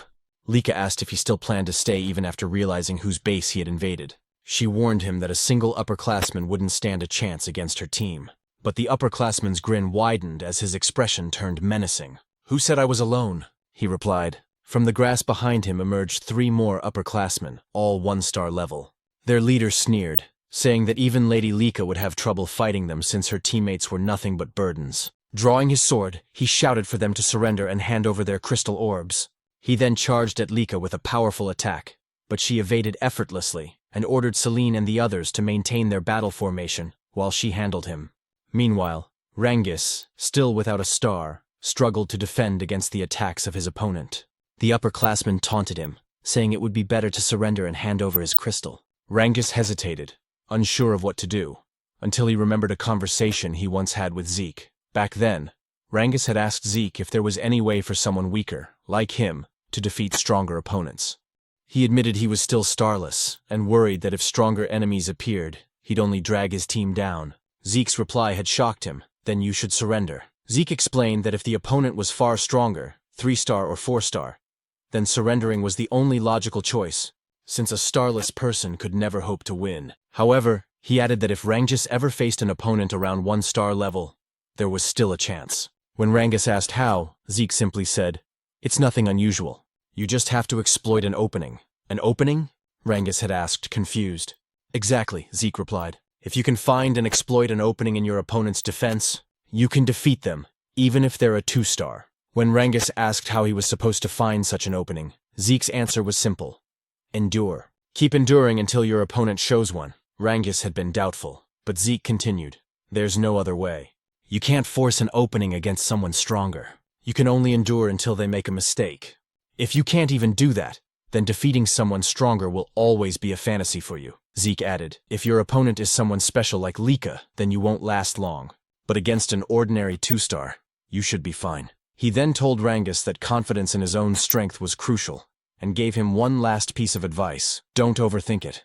Don't think about how to create an opening or the difference in power. Just wait patiently, and when it appears, thrust your spear straight into it. Now, in the midst of battle, Rengus clenched his fists as Zeke's words echoed in his mind.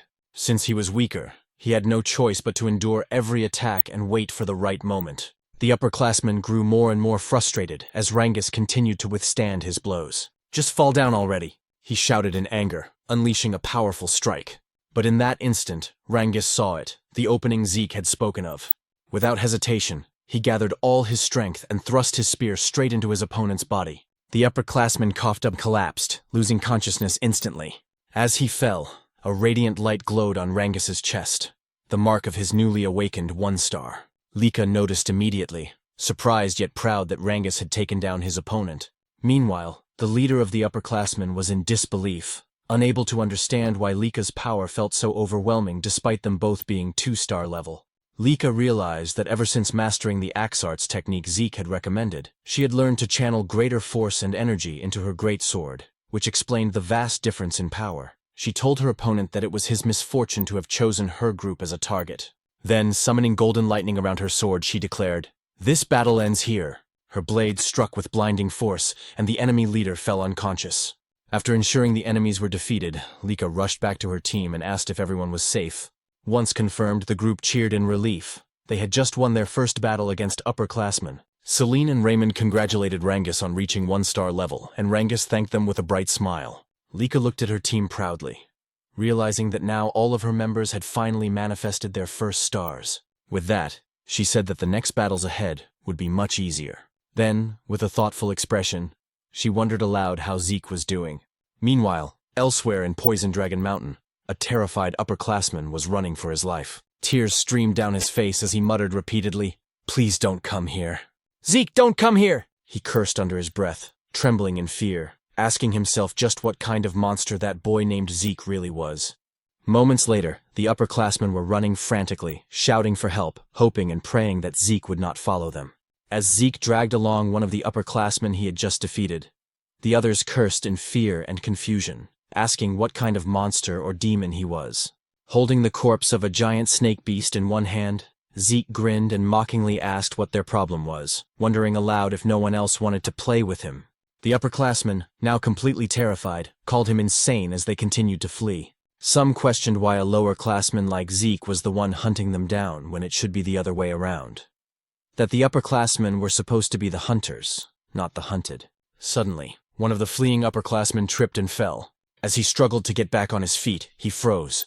The moment he lifted his head, Zeke was already standing right in front of him. With his crimson eyes faintly glowing, Zeke sighed and said he was getting tired of chasing him. He reached out his hand, offering to help the upperclassman stand up, but calmly added that once he did, he would have to fight him.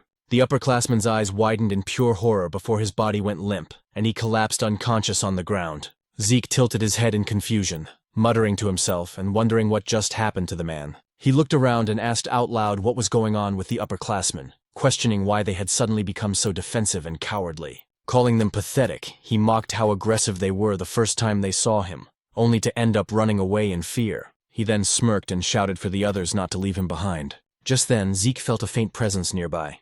Turning toward his side, he asked whoever was watching him why they didn't come closer if they wanted a better look. When he received no reply, Zeke chuckled and said that since the observer was still watching without interfering, it must mean there was nothing wrong with what he was doing. With that, he said he would stop holding back and continue his little game with the upperclassmen. From the direction where Zeke had sensed the presence, a man emerged. It was one of the overseers monitoring the examination.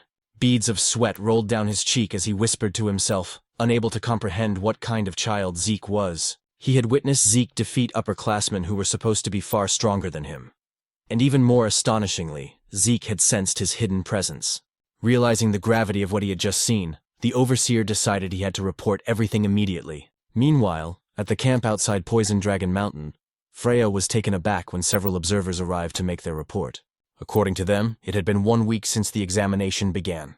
At present, 30% of the lower classmen had already dropped out, while the remaining ones were gradually adapting to both their environment and the dangers of Poison Dragon Mountain. One of the observers added that they did not expect many more lower classmen to withdraw from the test. When Freya asked about the upperclassmen, however, The observers exchanged uneasy glances and couldn't answer her directly. Freya's expression darkened, and she ordered them to speak clearly. Finally, one of them admitted that the upperclassmen were constantly fleeing. Freya frowned, momentarily lost in thought, and asked why they were running away. What exactly were they escaping from? She pointed out that, to her knowledge, there were no monsters within Poison Dragon Mountain strong enough to threaten the upperclassmen. One of the observers then explained that they were not running from a monster. They were running from Lord Zeke. Freya raised an eyebrow and asked why they would flee from him. The observer took a deep breath and said that Zeke had been relentlessly attacking and hunting the upperclassmen. At first, they tried to fight back, but eventually they had no choice but to run. Another observer spoke up, asking what kind of person Lord Zeke even was. Based on what he had seen, Zeke seemed to be enjoying himself, gleefully cutting down upperclassmen and hunting them like prey. For him, it was something completely unprecedented. A second observer nodded in agreement, saying that even though Zeke was the son of the L-Dragon family head, he was far from normal. To them, Zeke was no longer just a prodigy. He was something beyond, a true monster in human form. Freya listened quietly, then spoke with a calm but serious tone. She admitted that she had also suspected Zeke was unusual from the very beginning. Unlike the others, he had chosen to take the exam alone, and appeared completely relaxed upon entering Poison Dragon Mountain. That could only mean one thing. Zeke never planned to hide from the upperclassmen. From the very start, his intention had been to hunt them down himself.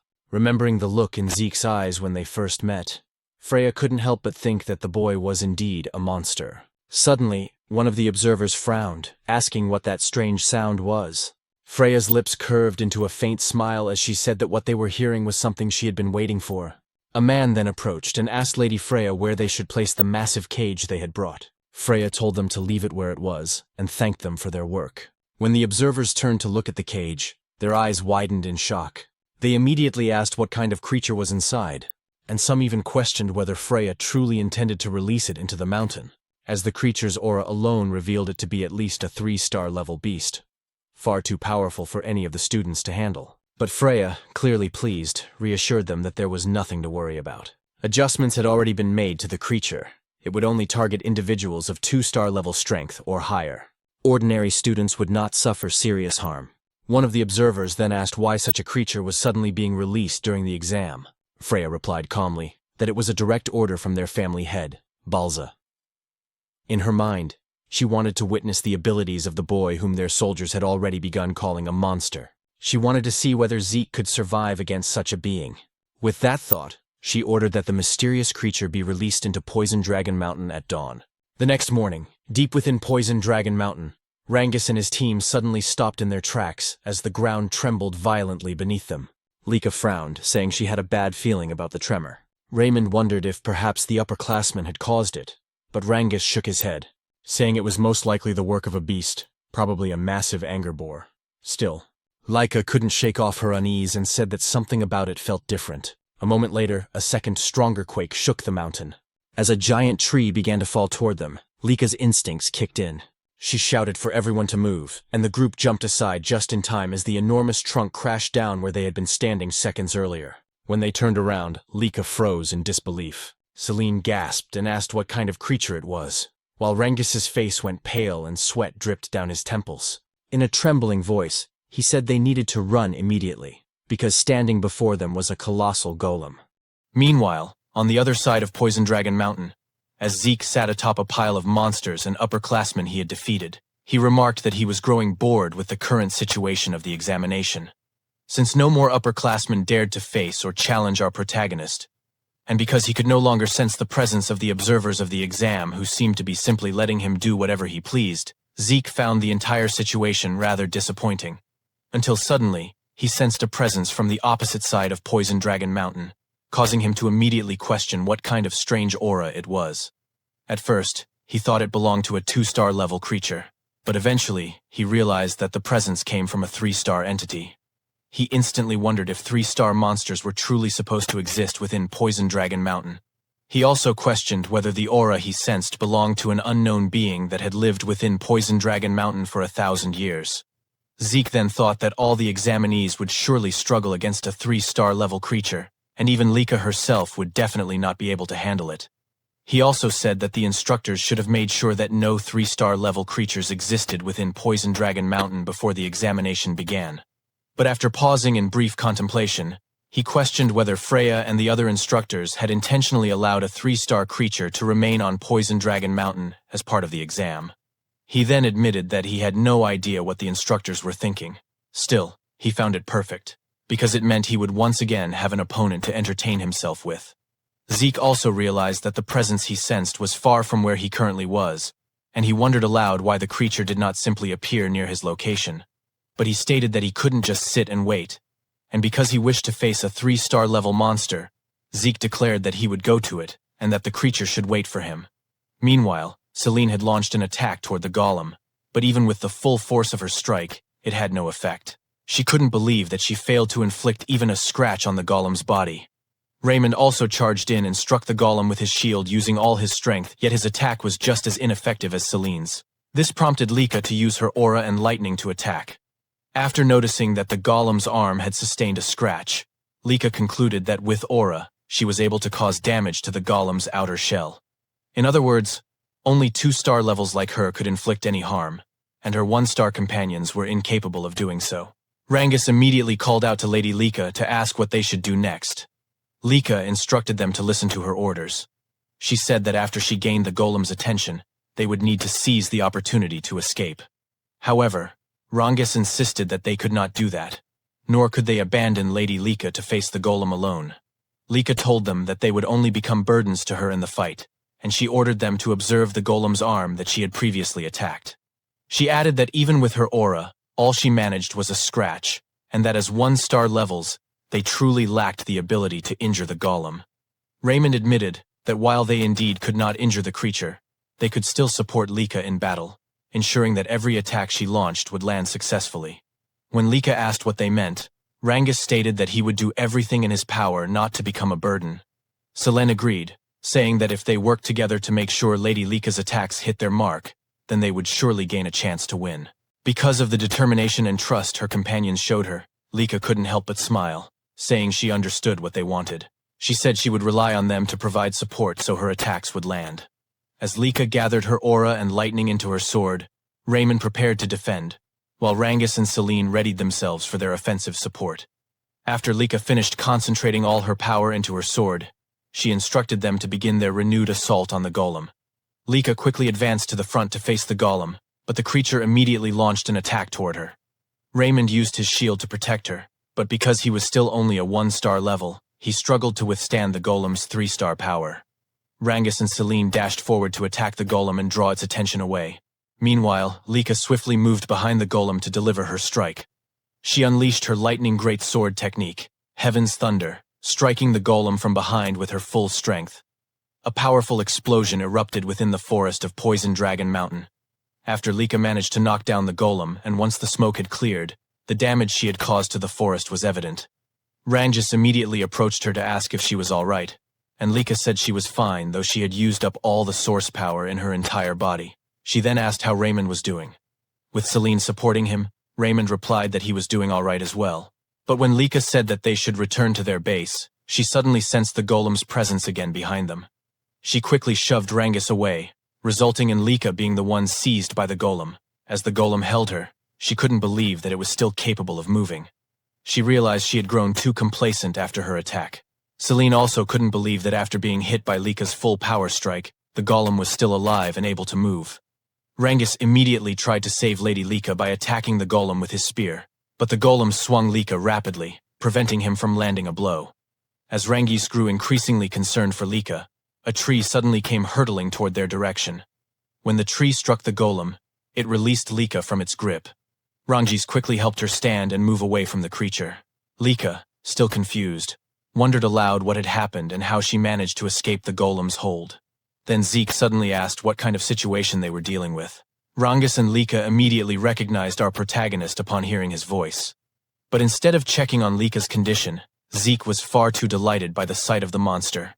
With his eyes glowing in excitement, he immediately asked what kind of clay puppet he was looking at. Just moments before Zeke arrived at the location where he sensed the presence of the golem, he caught sight of a golden lightning aura. He immediately realized that this aura belonged to Lika, and he couldn't believe that Lika's group would be the first to encounter and clash with the monster. As Zeke continued sprinting at full speed, he said that in his previous life, he could have reached the location of the aura he sensed in an instant. But now, he could do nothing but run toward the monster's location, something he found utterly pathetic in his current state. He also thought about how Lika's group was filled with promising youngsters. Even so, their opponent was a 3-star level monster, so he had no idea how long they would be able to endure in battle. Suddenly, something came to mind, causing him to stop abruptly as he remembered a technique he had recently learned. He immediately grabbed the trunk of a huge tree, and after pulling it out from the ground, he used his physical strength along with the new technique to hurl the massive tree toward the monster. While watching the tree fly through the air,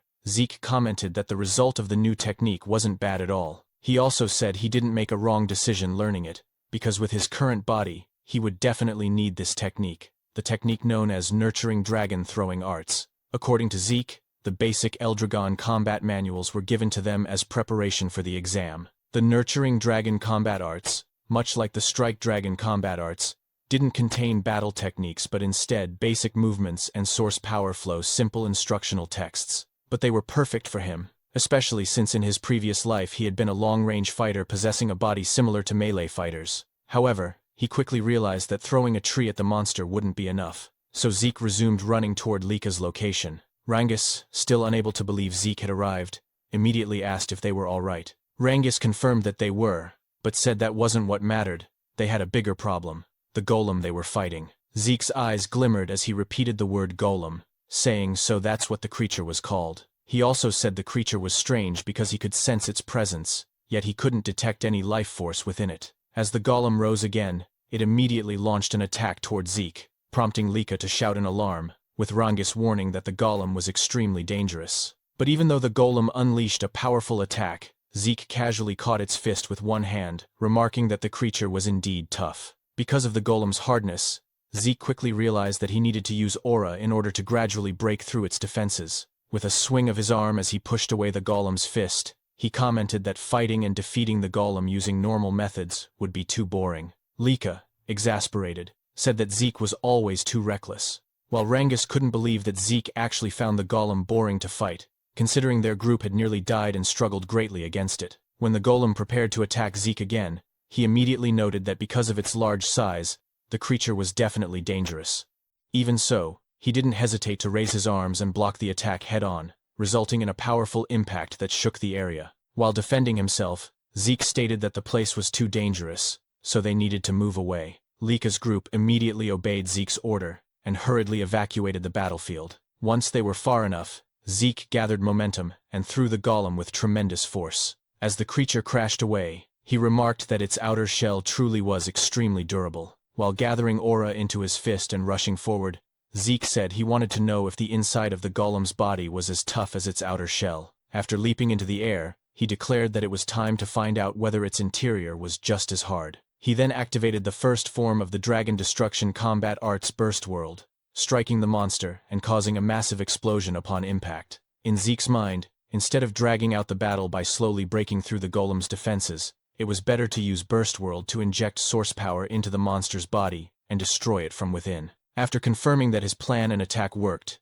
Zeke was overjoyed, saying that fighting this way made the battle far more enjoyable. Meanwhile, 1 month later, at the Eldragon State main building, Zeke was irritated as he questioned why he had been summoned and had his training interrupted. It was then explained that the 1-month exam at Poison Dragon Mountain had concluded safely. After the 3-star golem attack, no other serious incidents had occurred. The number of 7-year-old class members had dropped to 30% from the beginning, due to the harsh environment of Poison Dragon Mountain, but because they were exposed to constant danger and the brink of death, the remaining 30% of the 7-year-old class achieved good results and reached 1-star level. And after the exam ended, Zeke was directly summoned by Balza Eldragon of the Eldragon family. As they walked through one of the hallways in the main estate, Zeke asked what the family head wanted from him. Freya was displeased that Zeke referred to the family head simply as head, so she requested that he address the family head as Master Head, although Zeke argued that it was practically the same.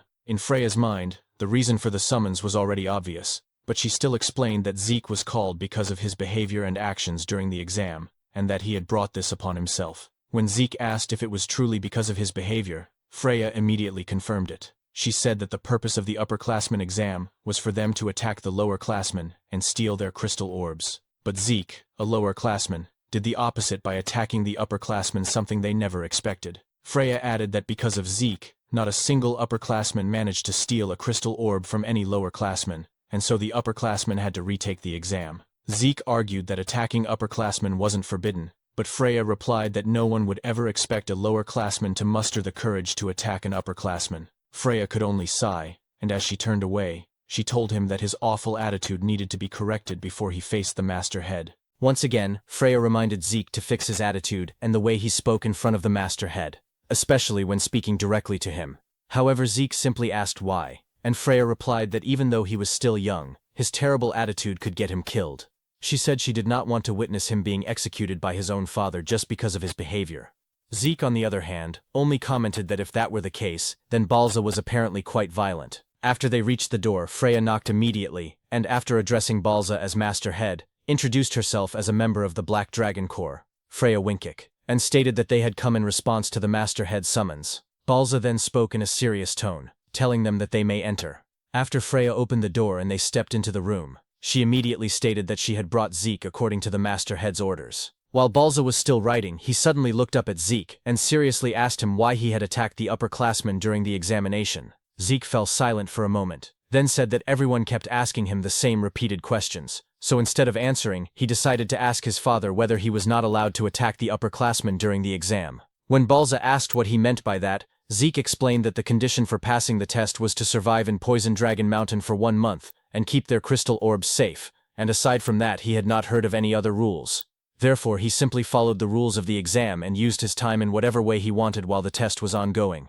He added that if there were any prohibited actions during the exam, they should have stated them clearly before the test even began. Upon hearing Zeke's words, Freya felt intense fear and anxiety, and she immediately shouted, demanding to know what he was saying and why he was speaking like that in front of the Master Head. At that moment, Balza's eyes suddenly narrowed as he released his terrifying dragon aura, and because of the pressure from it, Freya collapsed to her knees, thinking that the Master Head's aura was so strong that it could kill Zeke. Contrary to her expectations, however, the protagonist remained standing, and Balza's pressure had no effect on him. On top of that, Zeke even told Balza to stop trying to intimidate him because it was becoming extremely annoying, causing Balza's expression to darken in both shock and irritation. While Freya was still kneeling, Zeke asked if Balza had really summoned him just to ask such meaningless questions. Balza then asked how Zeke had done it, but Zeke did not understand the question and inquired what he was talking about. Balza stated that according to the reports, Zeke had not only defeated the upperclassmen, but had even brought down a 3-star golem, and he also asked how Zeke was able to remain standing and calm in front of him after he released such intense pressure. He then seriously demanded to know how someone like Zeke, a mere child born out of wedlock, had obtained such incomprehensible strength and power. Zeke simply asked if Balza really wanted to know the reason for his strength, and said it was very simple, the only reason being that he was Zeke, which caused Balza to furrow his brows in frustration, while Zeke's gaze sharpened as he stood by his arrogant answer. After a moment of silent staring between them, Balza finally said that Zeke's personality really was as terrible as the reports claimed, yet he would still reward him for defeating the golem. Balza told him that he could choose what he wanted. Either take any single item from the dragon treasury, or gain access to the second floor of the dragon hall, which made Freya silently question what was happening, and why Balza was actually rewarding him. According to Freya, both the Dragon Hall and the Dragon Treasury were repositories of rare items collected by the Eldragon family for more than 1,000 years, beginning with the patriarch Gilfas Eldragon. She explained that the Dragon Hall contained various kinds of books, including those now considered forbidden techniques, while the Dragon Treasury held relics from previous family heads of the Eldragon family, including legendary weapons, spirit medicines, artifacts, and other items from different eras. These facilities also contained the secret treasures of the Eldragon family, which was why they were heavily guarded, and only a few people were given the opportunity to enter, as one had to demonstrate extremely excellent results to even gain access to the second floor or higher levels of the Dragon Hall. Freya could not believe that despite all the disrespect Zeke had shown to his father, Master Balza still considered him an outstanding child. Zeke then said that if Balza was going to give him a reward, there was no need to be stingy and make him choose, and asked why he could not just be given access to both the Dragon Hall and the Dragon Treasury. Balza, however, stated that he could only choose one, and then told them they could leave, but Zeke suddenly pointed at him, unable to believe that their conversation was already over, saying that he still had many things he wanted to say. This angered Freya, and she immediately grabbed Zeke by the collar, and while pulling him away cheerfully said that it was a great honor for him to receive a reward directly from the master head, adding that she now understood his orders and that they would be leaving. As she turned her back and dragged Zeke along, he said that if that was the case, there was just one last thing he wanted to say to Balza, and he stated that as long as Balza continued to kill off his own emotions the way he was doing, he would never become any stronger no matter what he did. Balza was shocked as he released his aura once more, only to find that his dragon aura had been suppressed by the protagonist's divine dragon. Freya, trembling, told Zeke to be quiet, and after they left Balza's room, the father of the protagonist remained silent, questioning to himself what kind of presence he had felt from Zeke. Meanwhile, as they exited the main hall, Freya shouted, asking what had been going through Zeke's mind and why he had been so rude to the master head, and asked if he had not listened to her warnings before they entered Balza's room.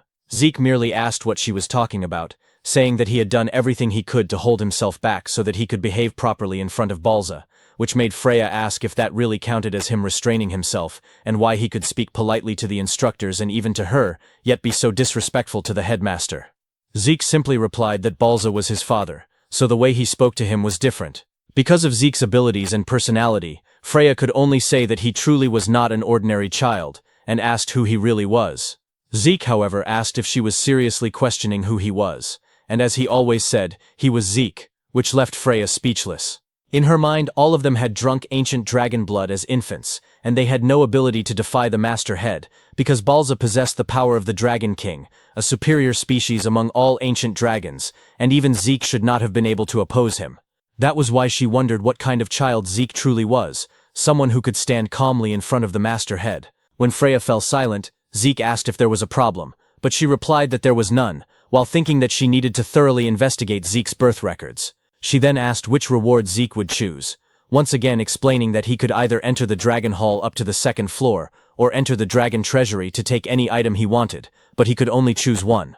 When Zeke asked if he could have both, Freya said no, so he had no choice but to select the Dragon Hall, as it contained knowledge. Zeke then thought that he lacked understanding of the current era, and for now he wanted to learn about the new medicines and tools that had been created over the past 1,000 years, but he could only choose one. At that moment Rangus arrived, unable to believe that they would actually be allowed into the Dragon Hall of the Eldragon family. When Zeke asked if he was happy, Rangus immediately confirmed it and said that the Strike Dragon combat arts and Nurturing Dragon spear arts he had learned were already amazing, and now he would have the chance to learn even better martial arts from the Dragon Hall, adding that he could not believe they would receive such great rewards after passing the exam. Soon after, Laika also arrived, excitedly wondering how much knowledge she would be able to absorb before the time limit ended, and saying that she would need to read with all her effort.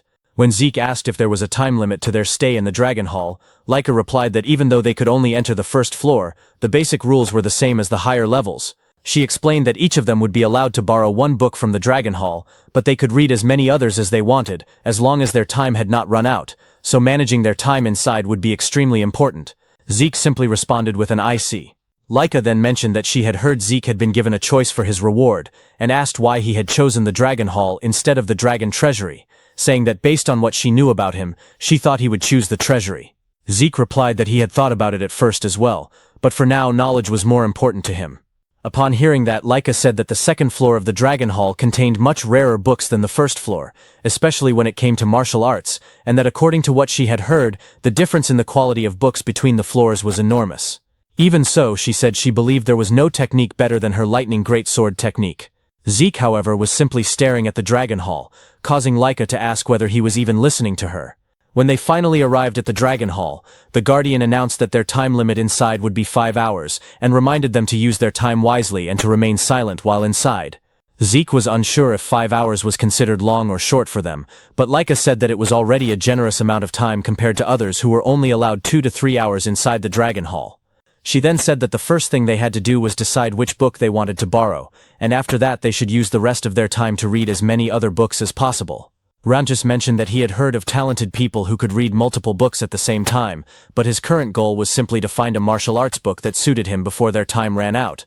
After they entered the Dragon Hall, Zeke commented that finding the books that suited them and that they wanted to borrow would probably be difficult, while Rangus and Celine still could not believe that they were actually inside the Dragon Hall and that this was what it truly looked like. Zeke, on the other hand, said that the number of books in the Dragon Hall was even more impressive than he had expected, and he immediately smiled, excited about whether there was some new knowledge he could discover that might surprise him. At the moments after our protagonist finished choosing and reading some of the books he wanted to read, it was as if he had been struck by lightning from the shock, wondering what kind of new information he was discovering.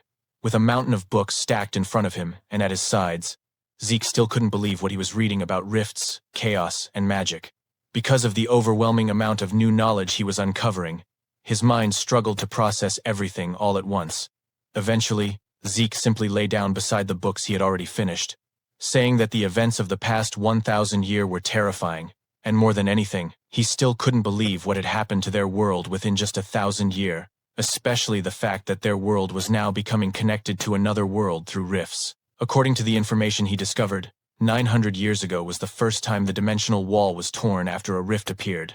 Beyond that rift lay a chaotic world now known as the Chaos Realm. In the Chaos Realm, monsters known as Chaos roamed freely, and there were also humans in that world who possessed powerful source power and continued to fight these chaos. After the Eldragon family learned about the existence of these people, they cooperated with them to fight against the chaos. Through the bond formed in war and their continuous battles against the chaos, 4 powerful female warriors from the other world eventually married into the Eldragon family. They were Typona, Fafnield, Levias, and Bahamut, founders of the 4 great Eldragon branch families that still exist to this day. Zeke's thoughts then drifted back to the anger boar he killed in the forest, the one covered in a strange black mist, as well as the lightning aura he recently saw from Lika. He admitted to himself that he truly knew nothing about any of those things, because both the strange black mist from the anger boar and Lika's lightning aura originated from the other world. But what truly caught his interest was magic, for to Zeke, it felt like an advanced form of technology brought by the people from the other world into their own. His eyes shone with excitement as he wondered where the books on magic might be, questioning why he couldn't find a single book that could teach him magic. Normally, such books would be placed near the history section, but then Zeke was startled when he suddenly heard a voice telling him to be quiet while inside the Dragon Hall.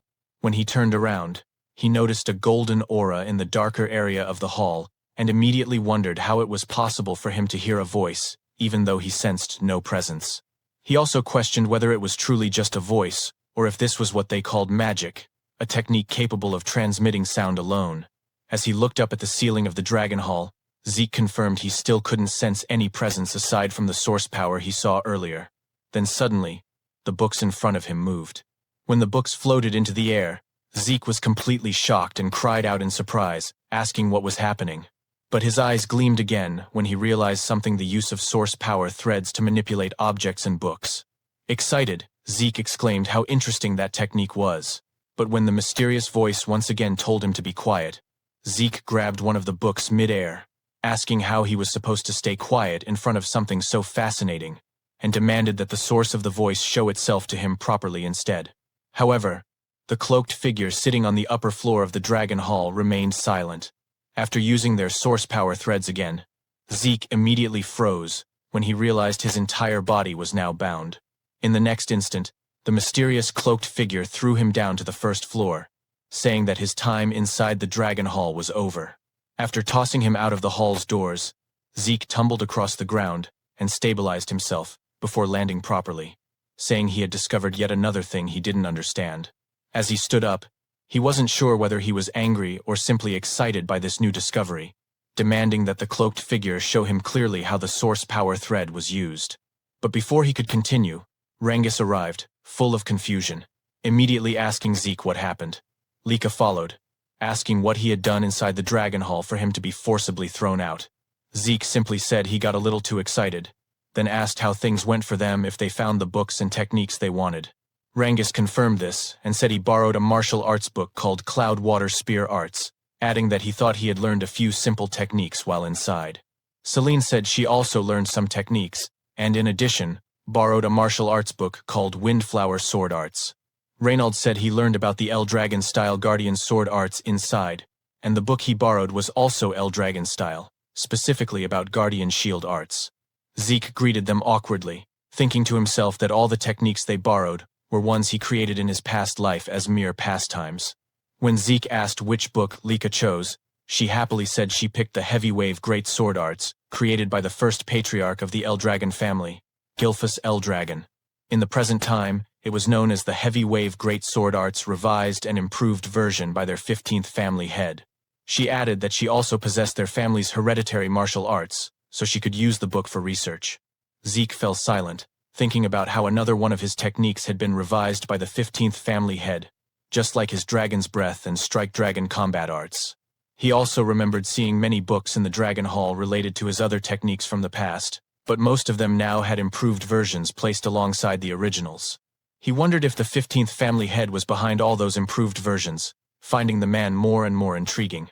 When Zeke glanced back at the Dragon Hall, he thought that he originally assumed things would become boring after entering it, but now he could no longer wait for the next chance to go back inside. 5 years later, as Lika walked down a hallway, she suddenly stopped and wondered where Zeke and Rangus were. Just then, their classmates arrived and greeted Lady Lika, informing her that Lord Zeke and the others were currently at the training ground practicing. Again? Lika Typhona muttered before thanking her classmates. She was now 12 years old. When she arrived at the training ground, she immediately saw Rangus, Reynold, and Celine preparing to attack our protagonist Zeke, who was now also 12 years old. Meanwhile, in Balza's office, he received a report about the appearance of a special rift. When he asked the person on the other end whether the report was truly reliable, it was immediately confirmed. The man reporting was Ein, captain of the Black Dragon Corps, who stated that according to their investigation, there was roughly an 80% chance that water magic existed inside this newly appeared special rift. Balza responded that the location where the rift had appeared was an extremely troublesome spot, and he questioned why, out of all the places within their territory, the special rift had manifested there. Still, they could not afford to ignore it, as there was a high probability that magic water existed inside the rift.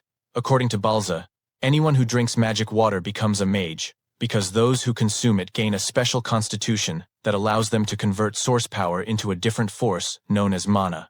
He further explained that the emergence of mana-based magic introduced entirely new techniques to the world, and at the same time sparked fierce territorial struggles over the sources of magic water, known as magic springs. In this age of magic, the number of mages directly determines a house's military strength. However, within Eldragon territory, not a single magic spring existed. For a house like the Eldragon family, which possessed no magic springs, there was only one way to obtain magic water: conquering special rifts. At present, the number of Eldragon mages was extremely small, and including Balza himself, all of them were hardened veterans who had obtained magic water through special rift conquests. Even so, in terms of sheer numbers, they were being overwhelmed by other houses that owned magic springs. For this reason, conquering special rifts was Eldragon's top priority mission. However, as Ein had reported, the location where the special rift appeared, the abundant dragon forest, was far too troublesome. There had even been a small border skirmish in the surrounding region just the other day. The abundant dragon forest was a vast woodland that lay mostly within Eldragon territory, but part of it stretched into the lands of another house. Those who claimed broader ownership of the forest and referred to it as the Great Abundant Forest were the Kerberos family. Ein added that the rift itself was certainly within Eldragon lands, but considering its scale and position, the special domain formed around it might extend into Kerberos territory. Knowing those mongrels, there was a high chance they would swarm toward it. Balza remarked that their noses were the only thing they were good for, and in any case, they would detect the special rift sooner or later. Thus, the Eldragon family had to prepare with a struggle against them in mind. Since it was a special rift, both sides would have limited options, but they needed to act before the Kerberos family caught on. With that decided, Balza immediately instructed Ein to inform all dragons' nests at once, and announced that a selection exam would be held as soon as possible. Meanwhile, at the training grounds, Lika commented that Rangus and the others really went all out every time they trained with Zeke. In the middle of it all, Zeke remained calm as he waited for their attacks. As the three of them attacked Zeke simultaneously from different directions, Zeke's expression darkened as he strengthened his body and accepted all of their blows at once. With the sharp tip of Rangus's spear pressed and embedded into the hero's cheek, Zeke remarked that their coordination was good, but that Rangus was putting too much force into his spear, which ruined the true strength of spear arts. At the time, Rangus was 11 years old. As for Celine, who was 12, Zeke advised her that she focused too much on speed and the number of strikes, leaving no weight behind her attacks, and that she needed to find a proper balance. Raymond, who was also 12, was told by Zeke that his movements and use of the shield were good and correct, Even so, Zeke stated that all of them were still far too passive, and he told them to get more accustomed to attacking. Once again, he instructed them to come at him. As Rangus charged forward again, Lika remarked that watching their training was still completely insane. When Zeke asked what exactly she found so crazy about it, Lika replied that letting himself get hit bare-bodied without using source power was total madness. Zeke simply asked what she was talking about, and said that this was proper training for him. Shouting toward Lika, while flexing his muscles beneath his shirt, he told her that she should witness the fruits of his training. Zeke added that because of this training, his body had become sturdy, even without source power. Lika complained that Zeke should at least have them stop attacking while they were talking, but at that very moment, Rangus delivered a powerful spear strike from behind Zeke. Rangus declared that Lika should look closely at his attack to see just how insane Zeke's body truly was. This caused Lika to shut her eyes and clutch her head, muttering that all of them were truly abnormal. Not only did Zeke refuse to use any bodily defense, but Rangus and the others continued attacking him with full force. Raymond suddenly asked how Zeke could possess such incredible defense without using source power, while Celine said that it was far too mysterious to be explained by the human body. Lika told them not to lump Zeke in with humans, because Zeke was not one of them. She then asked if they knew what the seniors used to call Zeke, and revealed that he was known as the Eastern Hall's demon child. This prompted Zeke to ask whether that title was meant as an insult, before questioning what Lika's purpose was in coming to see them and whether she wanted to join their training. Lika replied that training was fine, but there was something she wanted to tell Zeke first. When Zeke asked what it was, Lika said it looked like they would soon be seeing children from the other dragons' nests, and much sooner than expected.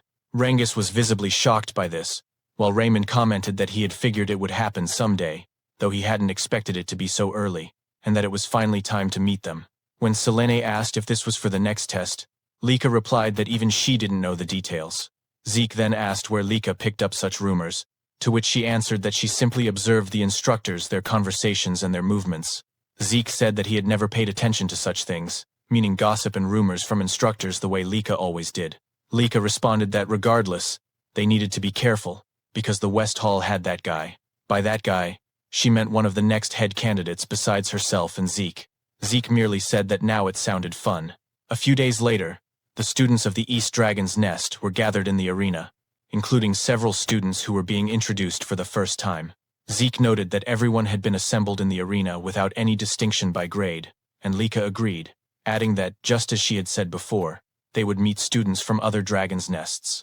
After a short while, the students suddenly fell silent as Freya arrived and immediately ordered them to quiet down. Once the students were lined up before her, Freya announced that 3 days from now, they would be fighting the children of the other dragons' nests. Again, Freya announced that 3 days from now, they would be fighting the children of the other dragon nests, also known as the Dragon Halls. This immediately caused murmurs to spread among the students, as many of them could not believe that they would be facing students from other dragon halls this time.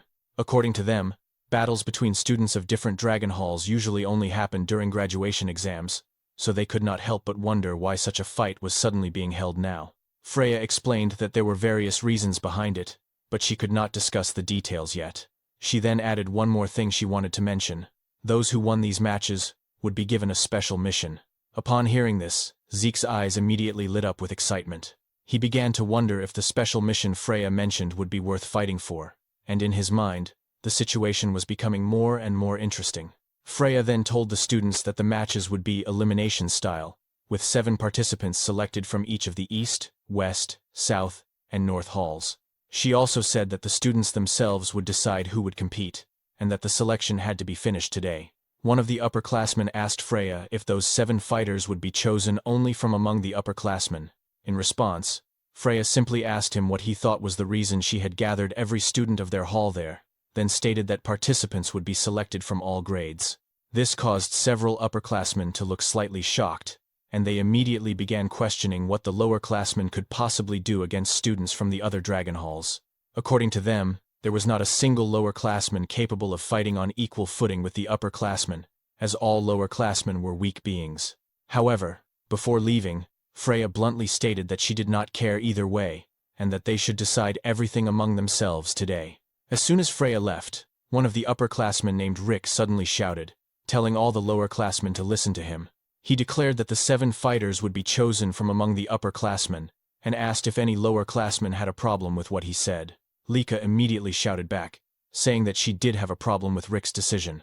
She stated that it was obvious they should also select from the lower classmen, because they had just as much right to participate in the battle. Rick looked at Lika with a mocking smile, and said that she seemed to be under some misunderstanding.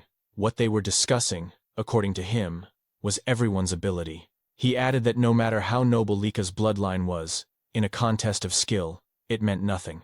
In response, Lika slowly walked toward Rick as her aura burst forth.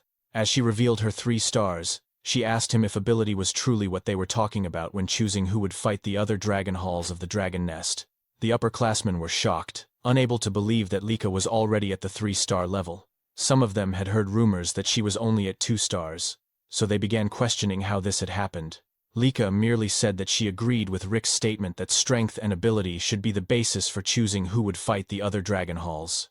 She then loudly asked Rick if there were 7 upperclassmen stronger than her, and if not, then they should also select from the lower classmen.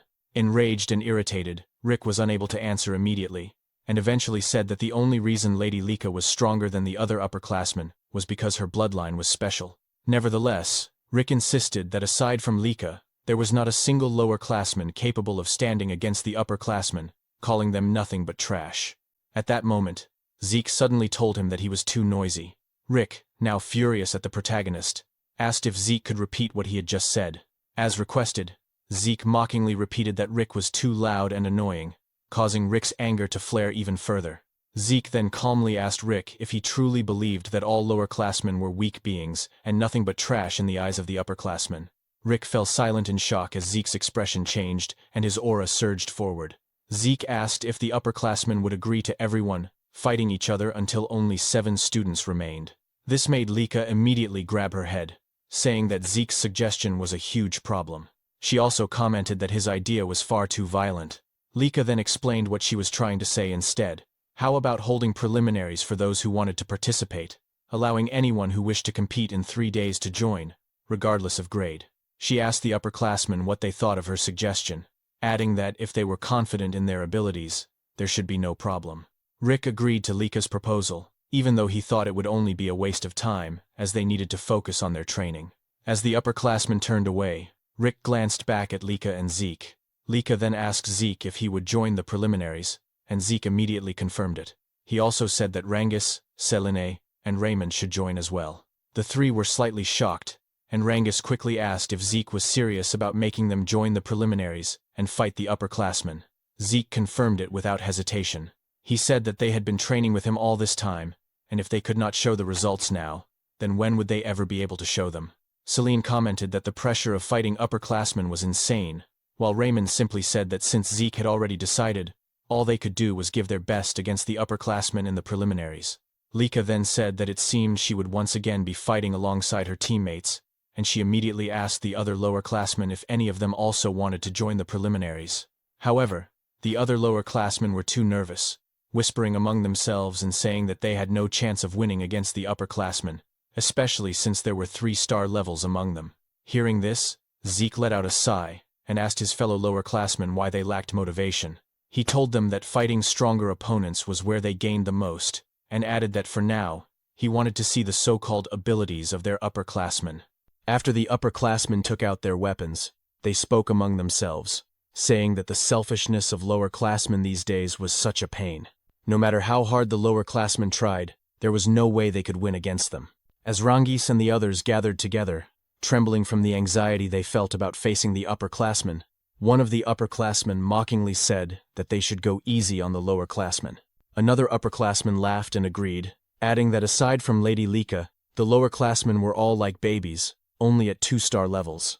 Zeke noticed the reactions of Rangis and the others, so he asked them why they looked so gloomy and whether they were worried about the battle. Rangis immediately confirmed it, saying that their opponents were all 3-star upperclassmen, so it was only natural to feel worried. Zeke then reminded them that they had trained hard with him for the past 5 years and had done well in their training. Because of that, he said, they needed to have more faith in themselves. Selene and Raymond were immediately encouraged by Zeke's words and reminder, while Rangis still could not completely shake off the nervousness he felt about the upcoming fight. Suddenly, one of the upperclassmen shouted, telling them to stop chattering because they were just wasting precious time, and that upperclassmen did not have time to waste on lowerclassmen. He told them to hurry up and start the fight already, saying they would teach the lower classmen their proper place. However, in less than a minute, the spectators could not believe what they were witnessing, immediately questioning what was happening and how the lower classmen had managed to defeat the upperclassmen so easily. Some of those watching even wondered if the upperclassmen were really this weak this year, but others said it was not that the upperclassmen were weak, rather that the lower classmen they faced were simply monsters. Our protagonist wore a wide smile, clearly delighted by the result of the battle, and he immediately praised and congratulated Rangus and the others. In Zeke's mind, Rangus's deflection techniques and his eye for spotting openings had become much sharper. Celine was also handling the multi-strike windflower sword arts very well, and Zeke thought it was impressive how Raymond could smoothly switch between his shield and sword arts. According to Zeke, all of them had shown magnificent results from their training, and at this rate, if they gained confidence through real combat, it would only benefit them further. Zeke also thought that Lika had grown stronger as well, and with her lightning aura, she could defeat her opponents in a single attack. While the other upperclassmen were still in disbelief at the speed and ferocity of the fight they had witnessed, Lika commented that she believed it was only right to defeat her opponent decisively in order to teach them a lesson for their arrogance. However, Rick could not accept the result of the battle. According to him, there was no way 3-star upperclassmen would lose to 2-star lowerclassmen. At that moment, Zeke walked toward him and said that Rick was naive, because even after seeing the results with his own eyes, he was still spouting such nonsense. As Zeke approached Rick, he said that age and the number of stars were merely indicators, because in actual combat, the strong were simply the victors. Zeke added that if the upperclassmen were weak, then they would lose, and that was all there was to it. Rick suddenly pointed his finger at Zeke, shouting and calling him stupid. He insisted that the number of stars was equivalent to power, and asked if Zeke did not even know something so basic. Zeke calmly replied that whether Rick had stars or not, if his heart was destroyed, he would die all the same. Rick fell silent for a moment when Zeke told him not to lose sight of the essence of strength, because in combat, strength was simply whether one could win or not, and nothing more. Rick then shouted again, telling Zeke to shut up and demanding to know who Zeke thought he was. Rick said he was an upperclassman, so a brat like Zeke should not try to twist logic because it would not work on him. He added that he had been going easy on the lower classmen because they were just kids, but because of Zeke's words, it was now too late for Zeke to cry later, as he would not hold back anymore. Zeke simply replied that he was already tired of their war of words. He said that children should act like children and move their bodies before their mouths, and since only the two of them were left in the arena, he asked Rick to show the martial arts he had mastered and was so proud of, as well as how much he had trained. This only made Rick boil with rage, shouting at Zeke not to underestimate him. Rick immediately charged forward with his great strength technique, using all his power. However, before Rick's attack could even land, Zeke's eyes suddenly emitted a golden light, and with a single punch to Rick's face, Rick was sent flying across the arena. After that, Zeke even laughed, saying that Rick had indeed trained well. Because of Zeke's remark, the entire audience fell silent, as did Rick, who remained kneeling on the ground.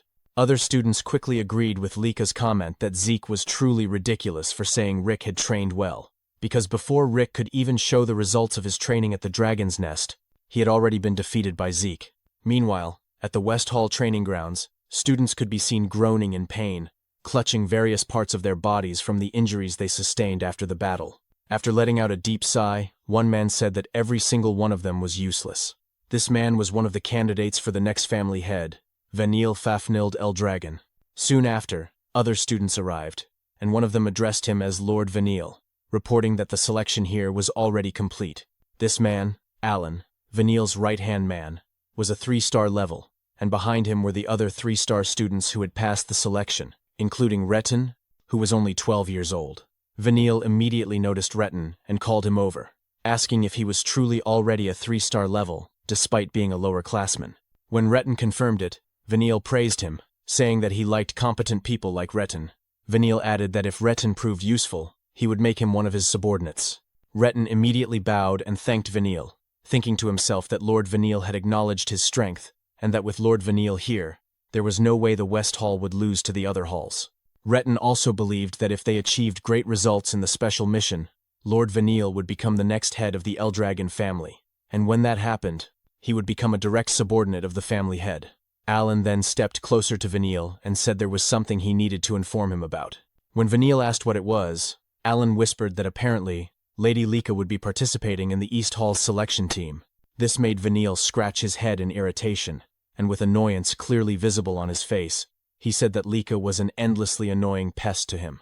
He then stood up and said that it did not matter, because no matter how excellent Lika was, they would be the ones to win. Vanille declared once more that they would win and complete the special mission, and prove to his older brothers that the seat of the next family head truly belonged to him. On the day of the selection, all of the participants gathered, along with the students of Dragon's Nest from the various dragon halls. Because of the sheer number of students who came to watch, Rengis couldn't help but feel nervous as he muttered that there were so many people in the arena. Lika then explained that most of the students from the different halls had gathered to witness the selection, and she also added that since some kids had dropped out during the exams, she could say that the number of students had already been greatly reduced, asking Rengis if he agreed. Instead of answering her question, Rengis thought to himself that Lika was right, and that those who had dropped out of Dragon's Nest weren't here because they were called pseudo-dragons, just like his dad. Lika immediately noticed the sadness on Rengis's face, so she quickly changed the topic, patting him on the back, as she said that what mattered was that they had been chosen as representatives of the East Hall, and that they should be proud of themselves. Rengis immediately agreed and said that he would do everything he could in the upcoming selection. Soon after, they noticed their protagonist standing quietly among the participants of the selection. When they approached Zeke, Rengis immediately asked if something was wrong, while Lika also remarked that Zeke seemed unusually quiet today. Zeke replied that there was no problem, and that he was simply gauging the fighting strength of the students around him. Suddenly Rengis collapsed in shock when they heard a loud voice saying, as expected of Lord Zeke, to think that he can also do such a thing. When Zeke turned toward the source of the voice, he saw two students running toward them. At the same time, Zeke casually remarked that things had certainly changed. The two upperclassmen, who were also members of the selection and were currently running toward him, immediately agreed with what Zeke said. Rick added that after their battle, they had reconsidered their way of thinking, and even though he was part of Eldragon, he genuinely respected the strong. Zeke simply replied that it wasn't a bad thing, so it was fine. Meanwhile, Rengis burst into tears as he clung to Zeke's legs, saying that he was truly shocked by Rick's sudden shout. As they helped Rengis stand up, Zeke thought to himself that every participant in the selection from the different dragon halls was at the 3-star level except for those from the East Hall. As he expected, there were no 4-star students among the participants, but there were several who already had one foot in that realm. That was why Zeke was excited to see what kind of techniques he would witness this time.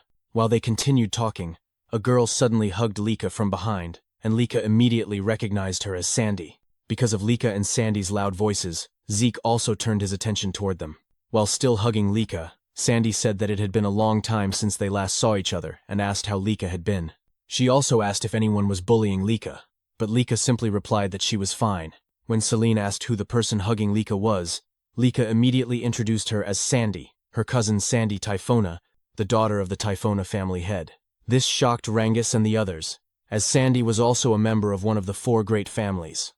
With a serious tone, Sandy asked Lika who these kids were, and Lika answered that they were her companions and also her friends. Sandy then asked if Lika was sure they were her friends, saying that while it was good to get along with other kids, they lacked the ability to be Lika's companions, since Lika was one of the candidates to become the next family head of the Eldragon family. Zeke immediately intervened, saying that it would only become clear when they fought. When Sandy asked who he was, Lika quickly said that he was Zeke, and also one of the candidates like her. Sandy then asked if he really was a candidate, and whether he was the rumored illegitimate child of the current family head. She bluntly stated that she never thought a mere bastard like Zeke would still be alive. Despite Sandy's harsh words, Zeke remained smiling, while Lika was clearly shocked, and immediately asked Sandy why she was acting like that in front of her friends and Zeke. Sandy was surprised by Lika's reaction and said that even if Zeke was an illegitimate child, he was still Lika's rival. She added that Lika wouldn't be able to defeat the other family head candidates with such an attitude. Sandy also remarked that Zeke's group was of poor quality, as none of them were even 3-star level, and asked if the East Hall students were really that weak now. Zeke suddenly cut in, pouting slightly as he warned Sandy that if she kept looking down on them the way she was now, she would end up having the rug pulled out from under her. Sandy's expression immediately darkened, her eyes narrowing as she asked Zeke to repeat what he had just said, questioning whether a mere illegitimate child with no backing other than the family head's blood was actually daring to lecture her. Zeke calmly replied that what he said wasn't advice, but a warning. This caused Sandy to flare up in anger, but another student quickly stepped in and said that Sandy shouldn't cause trouble for the other teams. The student introduced himself as Aegis Van Blade, a representative of the North Hall. As Rangis tried to recall who Aegis was, Sandy told him not to interfere, saying that they were in the middle of an important conversation. Aegis, however, smiled and said he couldn't let it slide, since the selection battle was about to begin. As the students continued chatting while waiting for the selection to start, a man suddenly arrived and drew everyone's attention. Rangis, Lika, and Sandy all fell silent, while Zeke smiled brightly, excited for the battle to come. The man who announced that the selection battle would now begin was none other than the captain of the Gold Dragon Corps, Teach Mentric, also known as the Educator. Mentric announced that from this moment on, the selection battle would officially begin. He then explained to everyone that the matches would follow a tournament-style elimination format, combining all 4 halls. According to him, the 4 halls would be split into 2 groups, and the halls that emerged victorious from each group would face each other in the finals. He added that the battle format would be one-on-one duels, where each hall would send out its fighters one at a time, following a predetermined order of the 7 participants from each hall.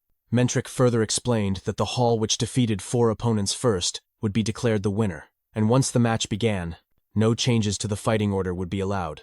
Because of this, the fighting order itself had to be carefully considered as part of each hall's strategy. As a final point, Mentric revealed that those selected through this match would be assigned a special mission, one that was extremely important to the Eldragon family. Anyone who took part in this mission would make a significant contribution to the family, and for Lika and Veniel, gaining such contributions meant taking a major step closer to the head's seat.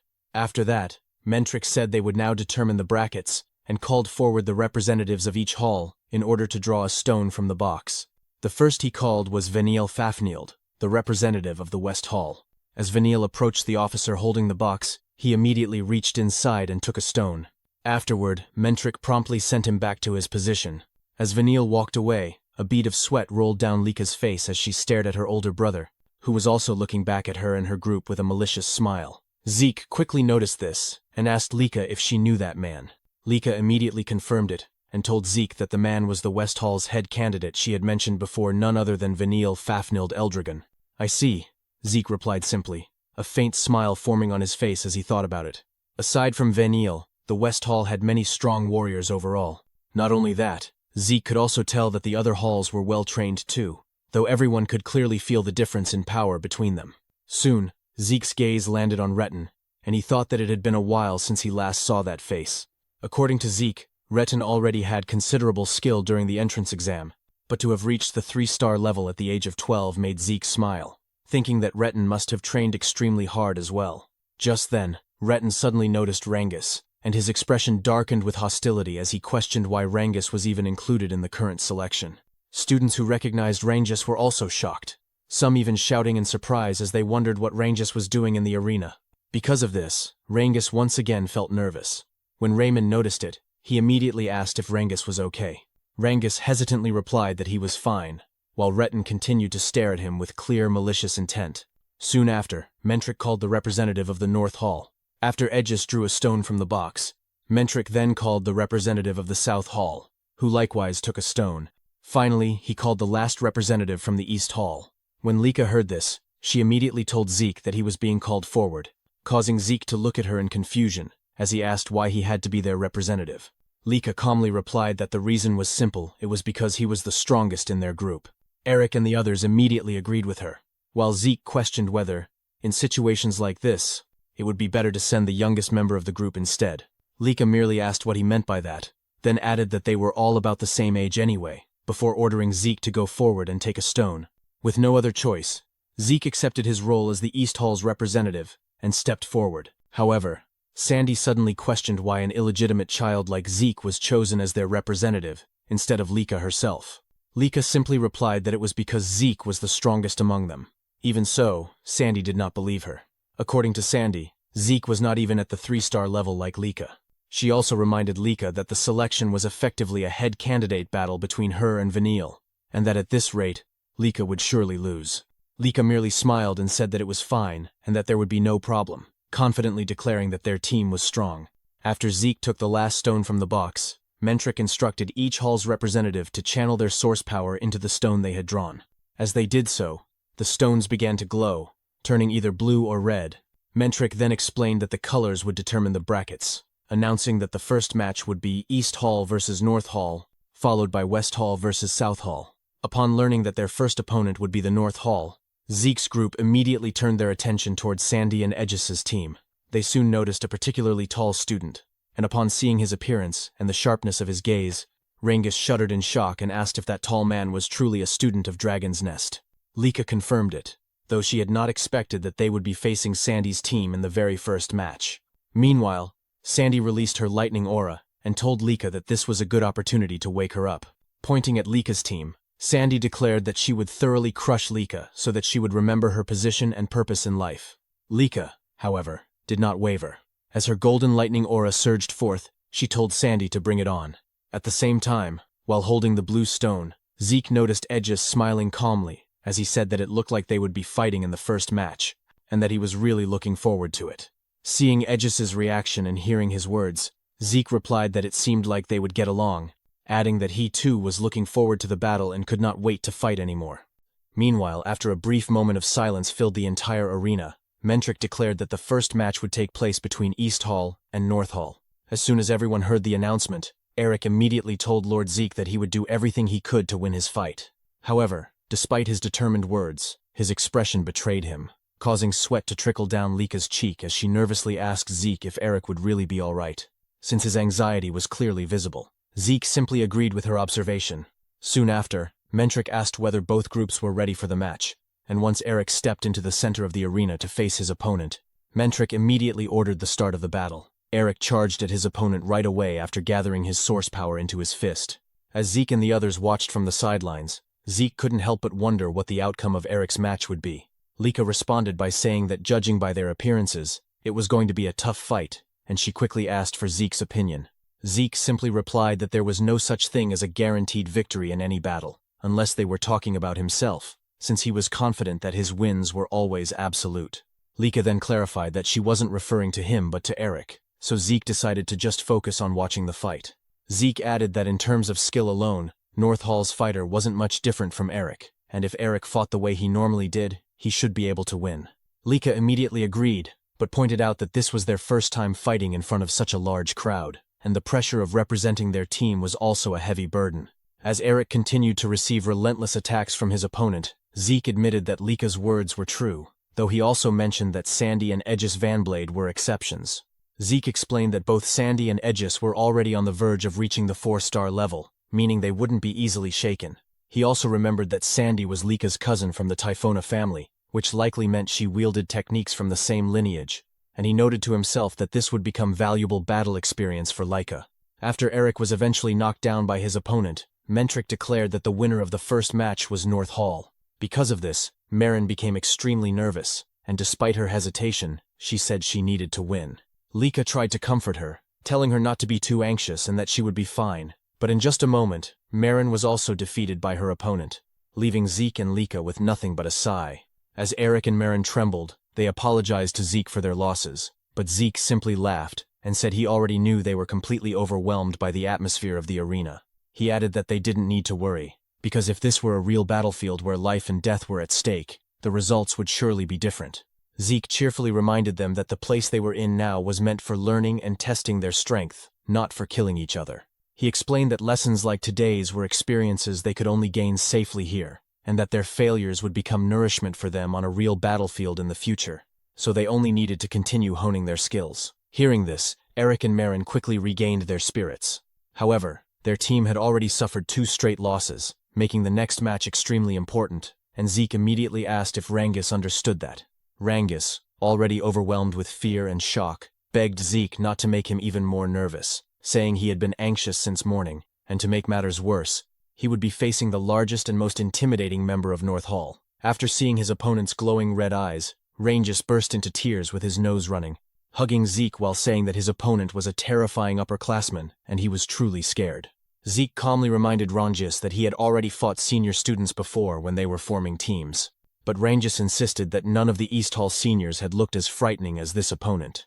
Rangus also admitted that fighting someone so intimidating in front of such a huge crowd made him extremely nervous, causing Zeke to sigh while gently holding Rangus's head.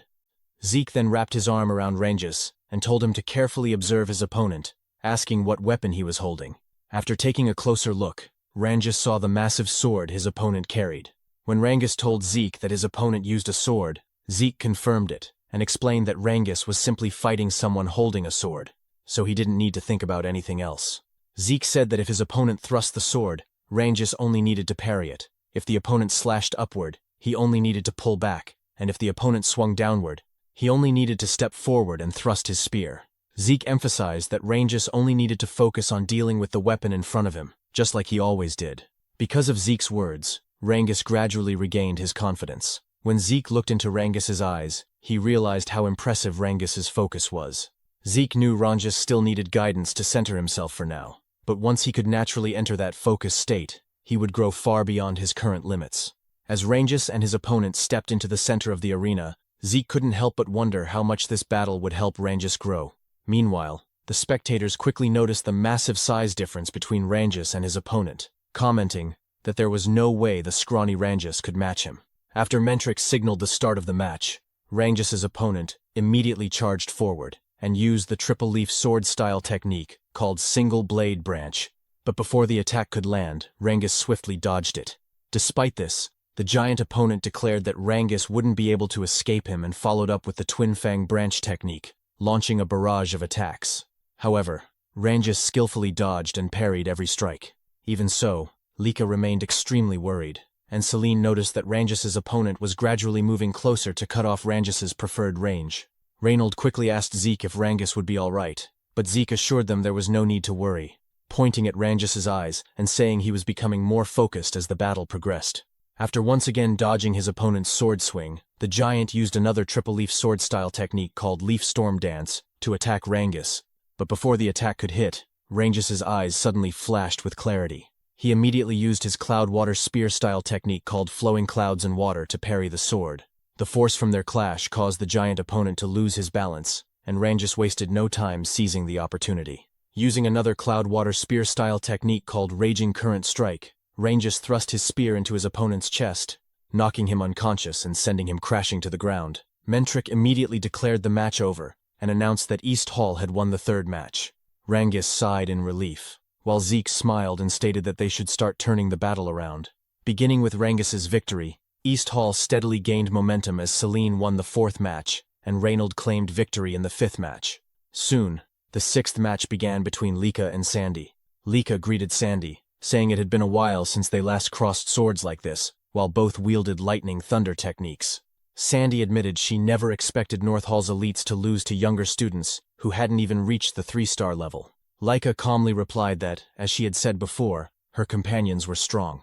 Sandy mockingly agreed, admitting she underestimated Lika's companions, but stated that they weren't the real issue between them. As Sandy released her golden aura, Lika was visibly startled and nervous. Sandy declared that Lika's companions were secondary, and that if Lika truly wanted to become the family head, she needed overwhelming power herself. Yet she was only second in East Hall. Sandy questioned whether Lika truly understood how dangerous her position was. Lika answered that she fully understood her standing, and while glancing at Zeke behind her, she said she had not given up on becoming the family head, nor on surpassing her sister Sandy, because she believed her current strength was enough to defeat her. Sandy responded by saying she wanted to see that confidence for herself. As soon as Sandy activated her ability, she vanished from Lika's sight, shocking the spectators.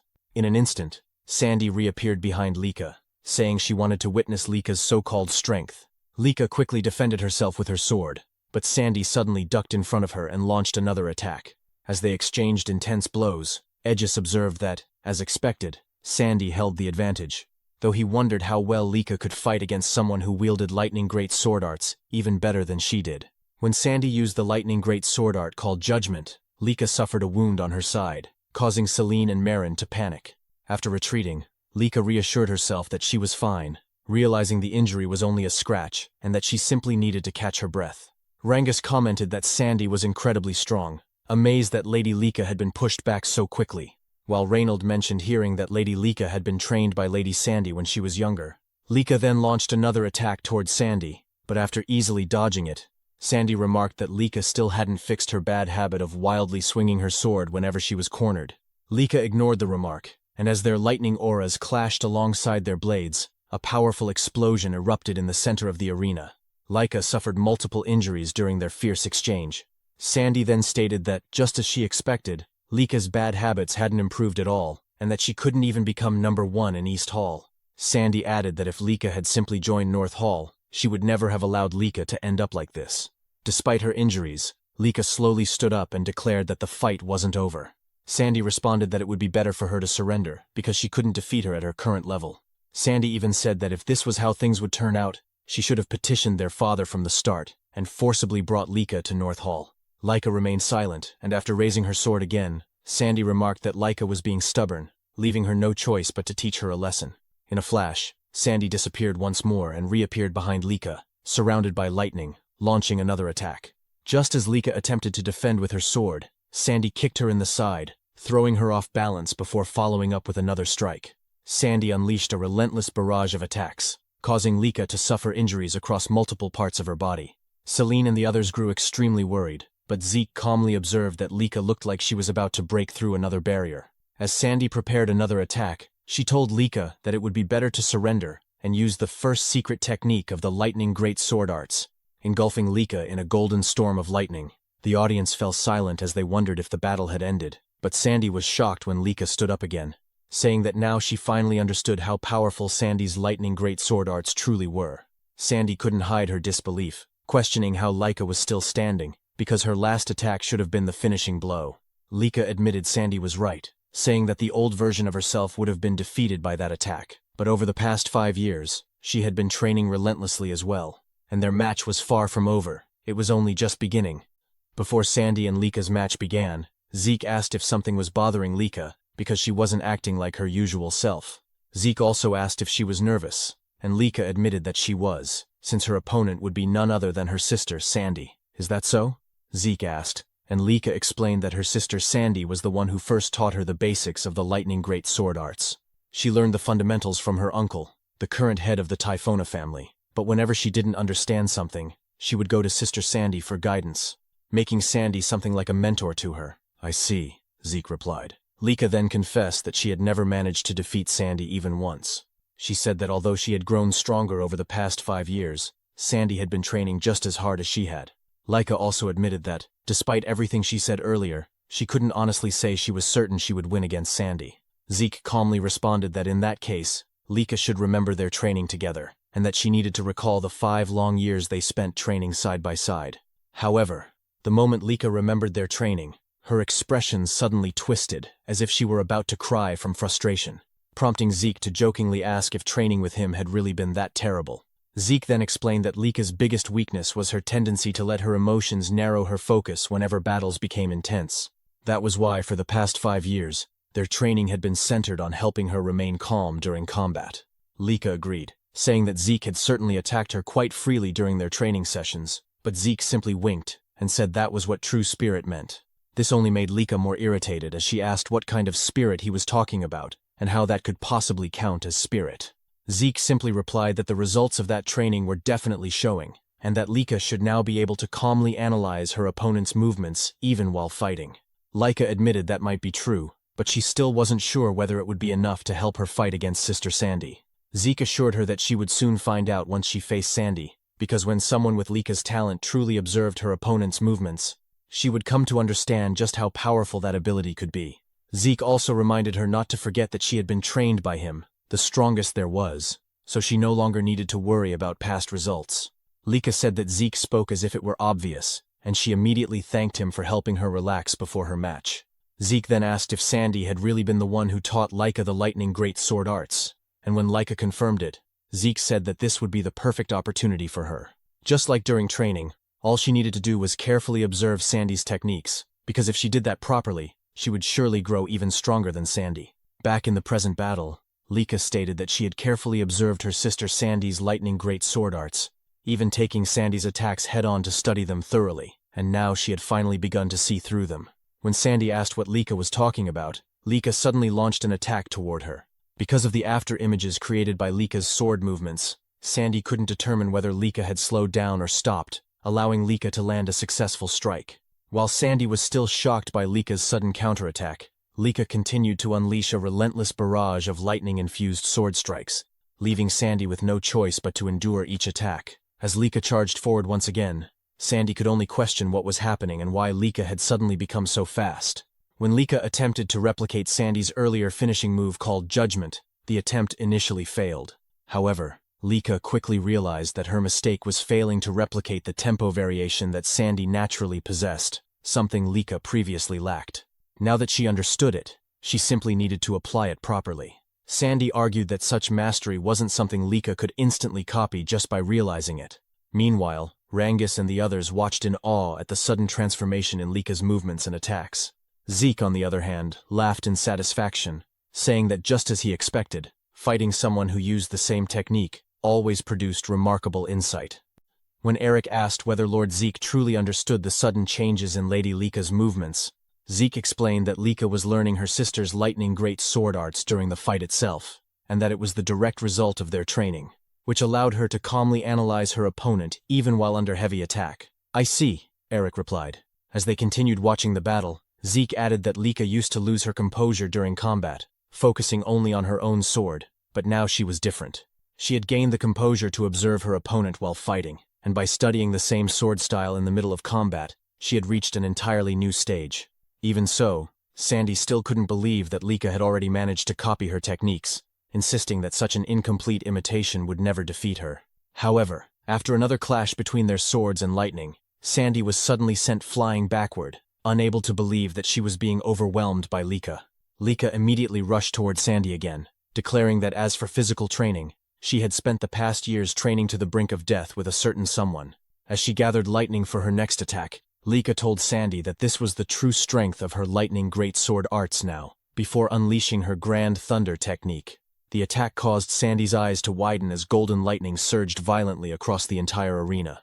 After the attack ended, Sandy remained standing while struggling to catch her breath, admitting that Lika had truly grown stronger, before finally collapsing, resulting in Lika's victory. Even Vanille couldn't believe the strength Lika had displayed, especially in defeating Sandy. As Lika walked back toward Zeke and the others, Zeke immediately praised her, saying that it seemed he wouldn't need to fight after all. Lika smiled happily and said she was glad she managed to secure the victory for her team.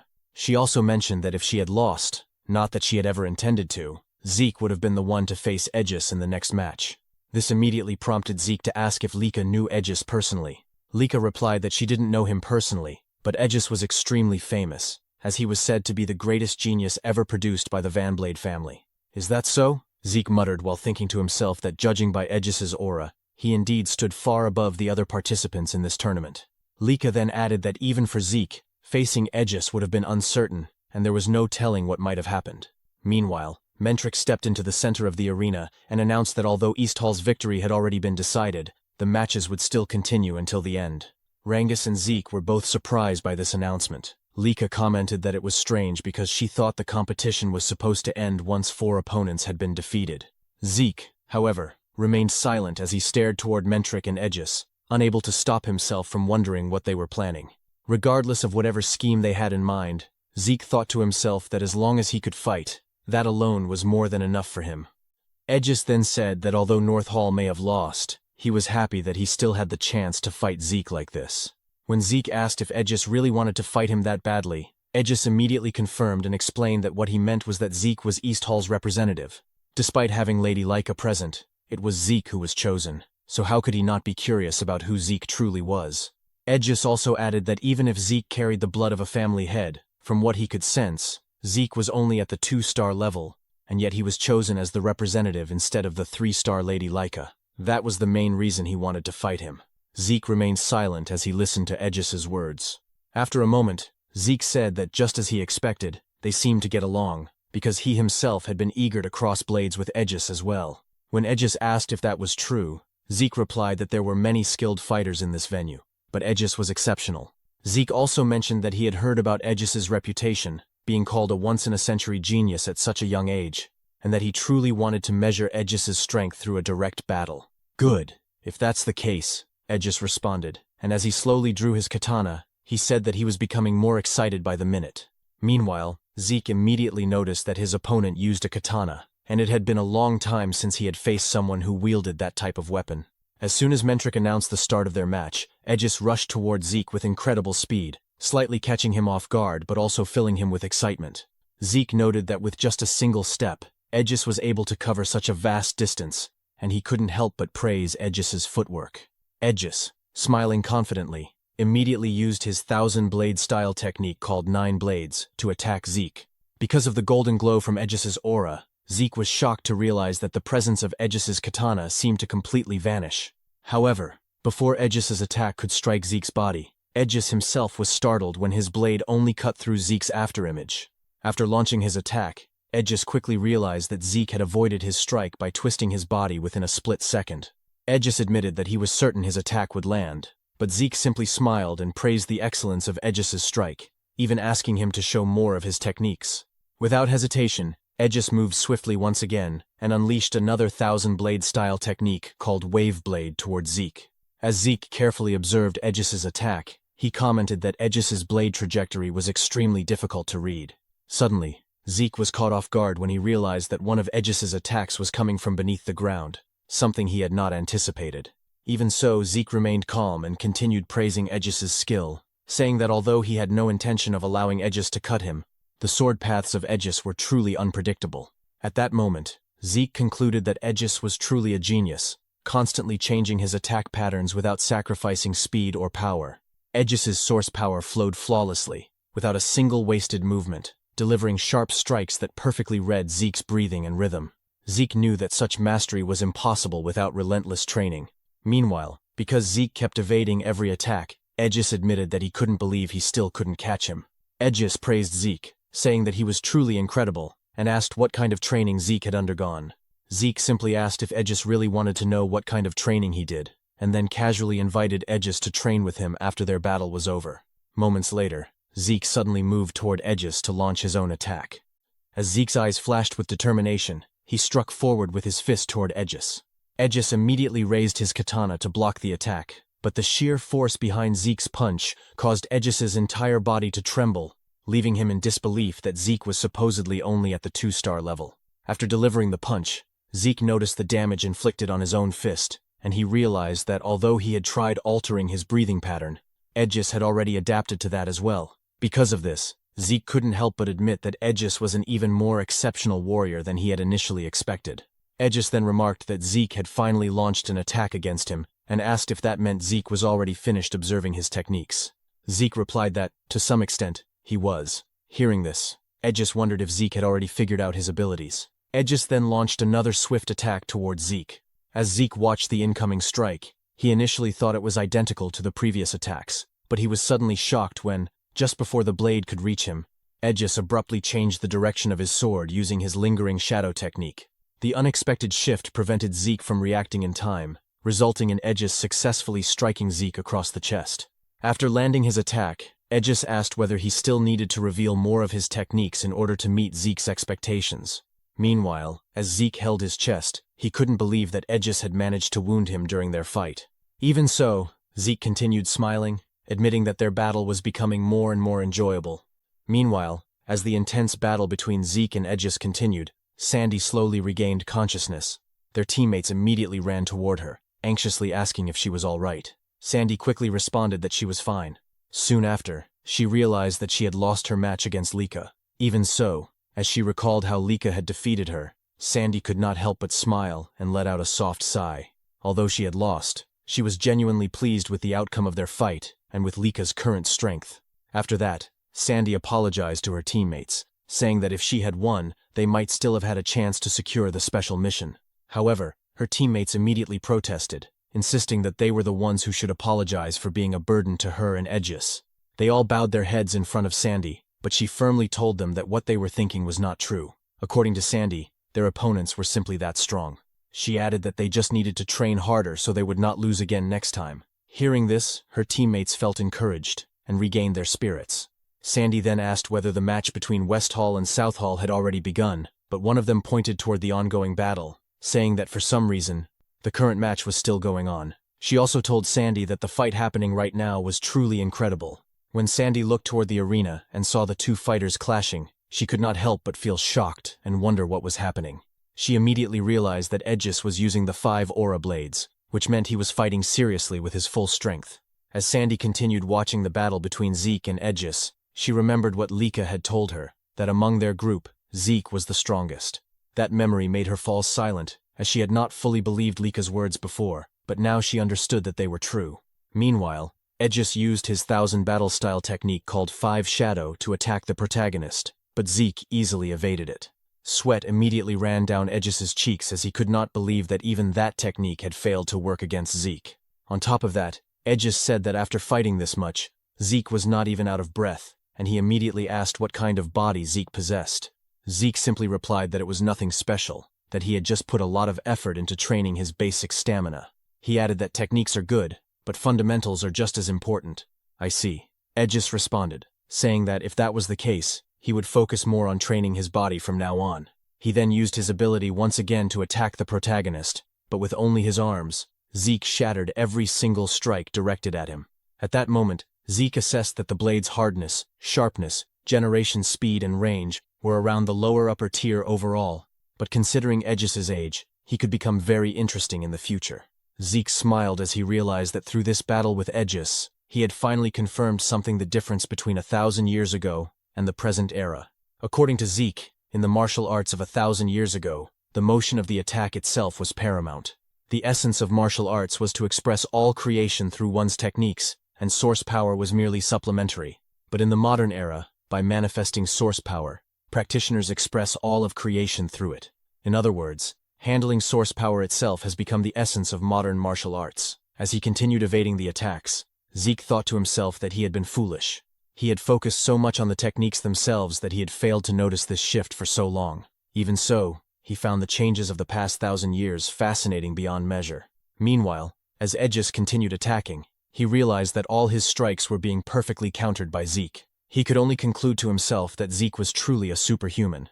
Rangus and the others remained deeply worried, and Rangus mentioned that the fight had already lasted for over an hour, with no sign of ending. Lika, however, calmly said that neither of them was normal, but their battle would probably be over soon. Aegis then told Zeke that it looked like he had already finished observing all of his movements this time. Zeke did not deny it, and said that their fight had been a truly wonderful experience. "I think so too," Aegis replied. Suddenly, the protagonist declared that he would pay his respect to Aegis. Therefore, what he had learned from their battle, he would now present to Aegis as a new technique. As Zeke clenched his fist, Aegis suddenly felt an overwhelming pressure. Aegis laughed, saying that now he understood why he could not defeat Zeke. Even so, he gathered his full power and activated the 1000-blade style's secret technique called 5-blade ultimate strike, declaring that he would continue struggling until the end. However, before Aegis could launch his attack, Zeke suddenly leaped high into the air. While suspended above the arena, he gathered his source power into his fist and unleashed a rain of massive golden fists across the entire arena. This technique was Zeke's new move, the modified second form of his Dragon Destruction combat arts, which he called Fist Star. As a result, consecutive explosions erupted throughout different parts of the arena, causing the students watching to panic. When the attack finally struck Aegis, a tremendous explosion shook the entire arena. Reynold quickly raised his shield to protect his teammates, marveling at the sheer power of Zeke's attack. Sandy, meanwhile, was so stunned that she could only ask who had won the fight. At that moment, Mentric declared that they had seen enough and announced the end of the match. As the smoke gradually cleared, Aegis's broken katana became visible. Lying on the ground, Aegis could only laugh, saying that he could not even move a single finger.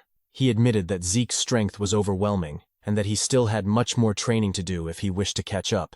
Though sweat continued to drip from Zeke due to exhaustion, he smiled as the victory was declared in favor of East Hall. The spectators could hardly believe what they had witnessed, and could not stop asking what kind of battle they had just seen, as well as how Aegis had been defeated. Mentric then announced that they would repair the arena first before starting the match between West Hall and South Hall, instructing everyone to begin preparing. Rangus and the others were filled with admiration and joy, as they had not expected Zeke to defeat Aegis. Lika commented that Zeke had once again destroyed the arena, and that he was strange in so many ways. Zeke immediately asked what she meant, adding that what mattered most was that he had won. He then said that whatever Lika meant was not important right now, because what they needed to focus on was watching the upcoming match between West Hall and South Hall. "That's right," Lika agreed, adding that another candidate for the position of family head would be participating in the next match, none other than Vanille Fafnid Eldragon.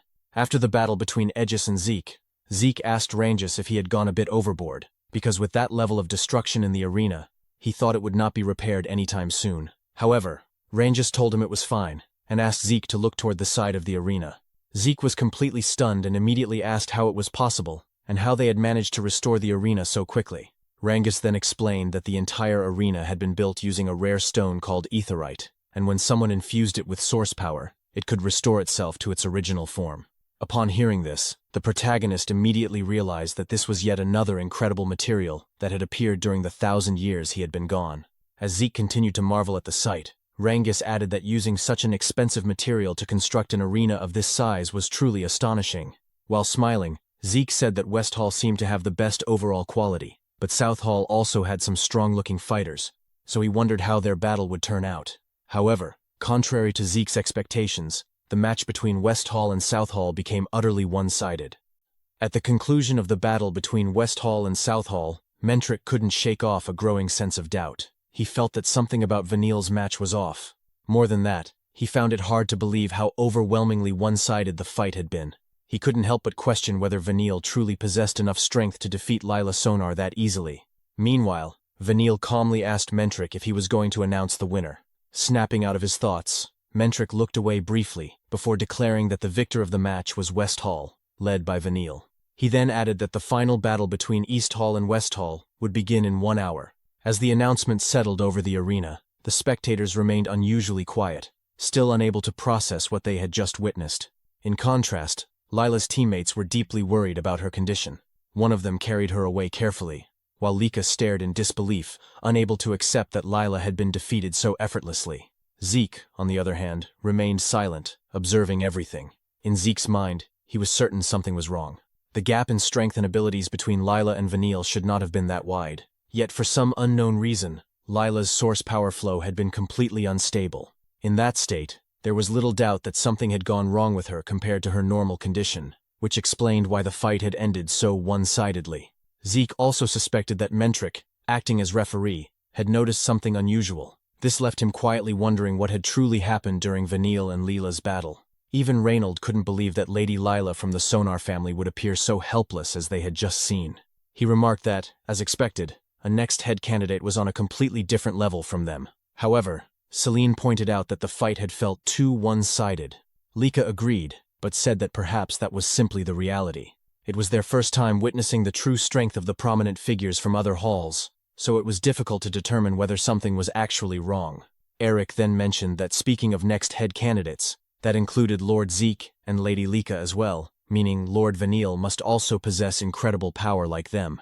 Though hesitant, Celine and Lika eventually nodded in agreement. Rangus, however, remained silent and absent-minded.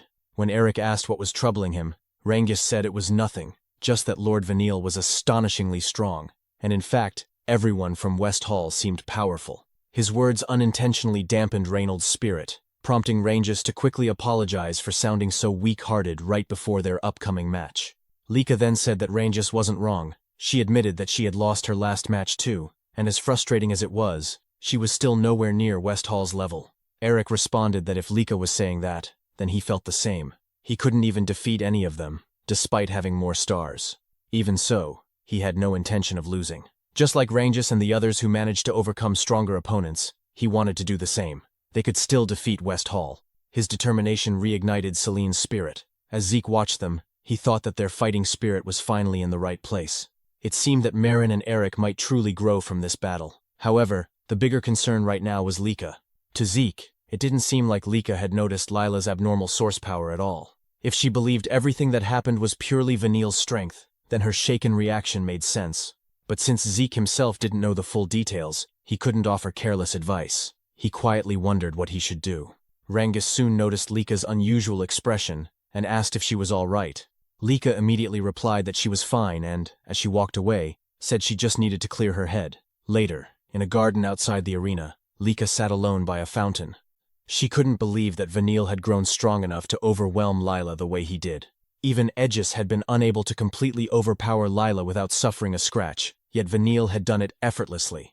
The last time Lika fought Vanille was when they were 5 years old, and she had lost. Since then, she had trained relentlessly, determined to one day defeat him.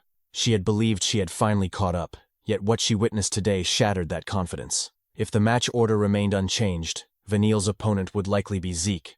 Strangely, she felt relieved at that thought, since it meant she wouldn't have to face Vanille herself, but she hated herself for feeling that relief. It was as if she had already admitted defeat, despite her long-standing desire to overcome him. Suddenly, Vanille appeared and asked what she was doing there. With a mocking tone, he commented that she looked awfully serious while sitting alone. Lika's eyes narrowed as she demanded to know what he wanted, stating that they had nothing to discuss, and that she had no intention of talking to him. Vanille smirked and told her not to be so prickly. If he became the head of the Eldragon family, she might end up as his wife. At those words, Lika stood abruptly and told him to be silent, declaring that she would be the one to become family head. She began walking away, but Vanille stopped her with his words. He said he knew she was thinking that she couldn't defeat him. He couldn't blame her, since she had failed to beat him back then either. Surely she had seen what he did to Lila. As he casually draped an arm over her shoulder, he said he was certain she was thinking she couldn't defeat him after witnessing that fight, asking if he was wrong.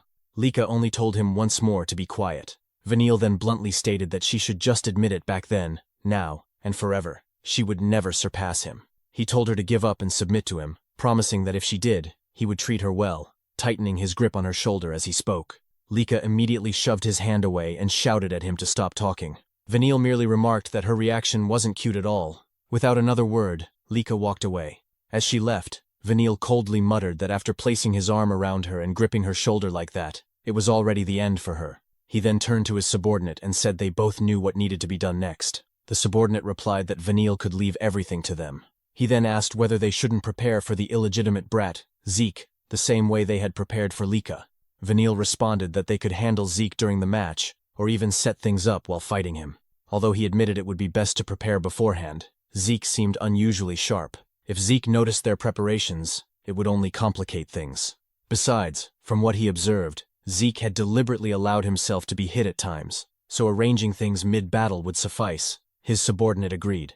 As Vanille bumped fists with him, he scoffed, saying that even if Zeke had defeated Aegis, he wasn't about to lose to some bastard child even without relying on tricks.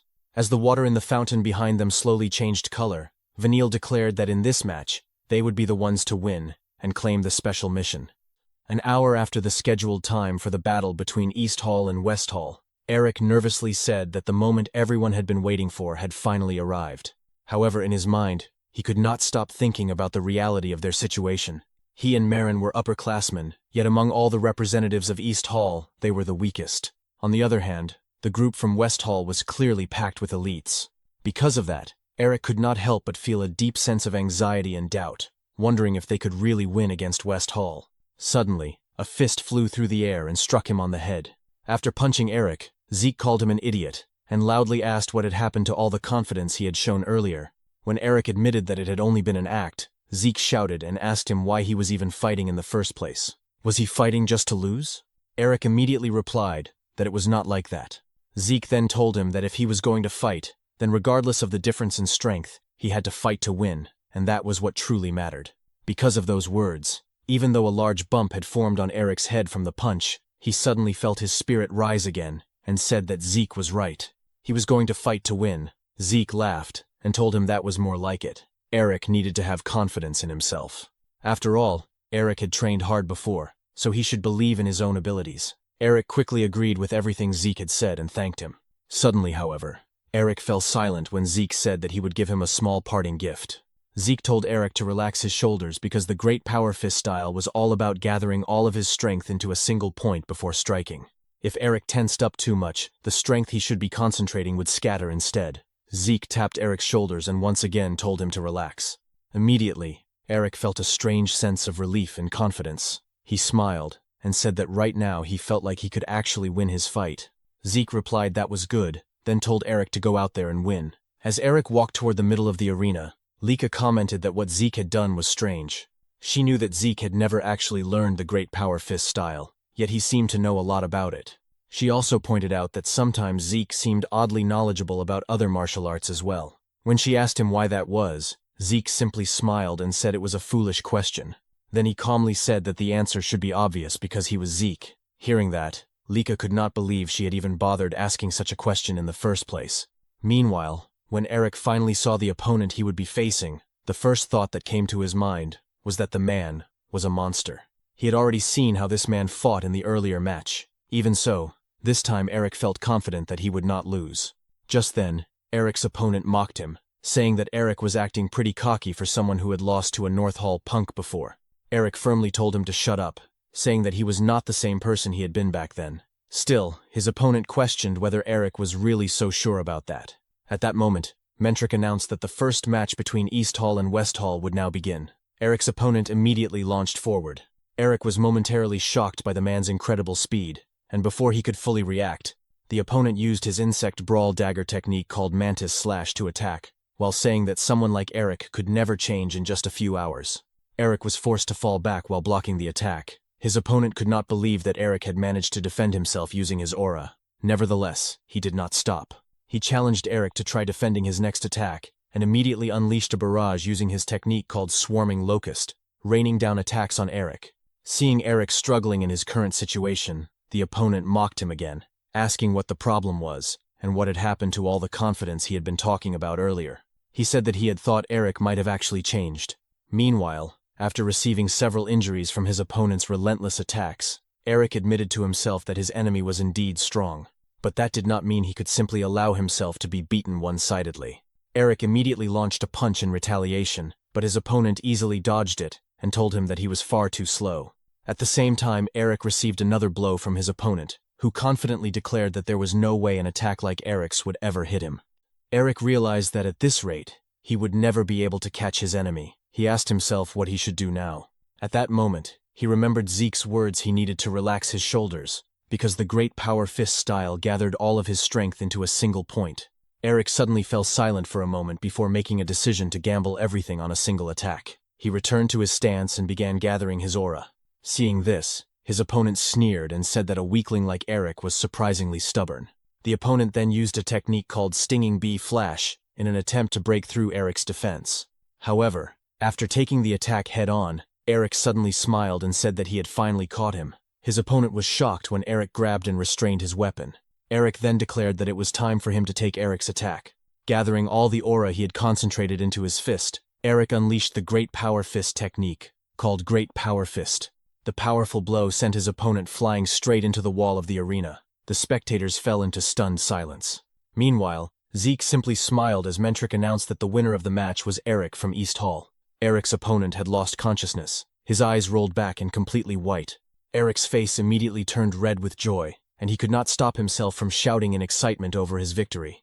Sometime later, when Eric's opponent regained consciousness, he could not believe that he had been defeated by Eric. While holding his injured arm, he suddenly heard someone call his name. It was Vanille. The man quickly went before Vanille and knelt down, apologizing for losing his match. However, before he could even finish speaking, Vanille suddenly attacked him. The brutal act caused intense fear among the members of West Hall, including Retin. Vanille then looked coldly at the rest of his companions and asked if they understood what they needed to do. He told them that they must crush every opponent they faced. None of them dared to object and simply obeyed his command out of fear. Meanwhile, Eric confidently told Marin that she could definitely win her match. Marin nodded in agreement, while her opponent simply stared at her with a serious and unwavering gaze. When Mentric finally gave the signal to begin the fight, Marin immediately released her aura and rushed toward her opponent with great speed.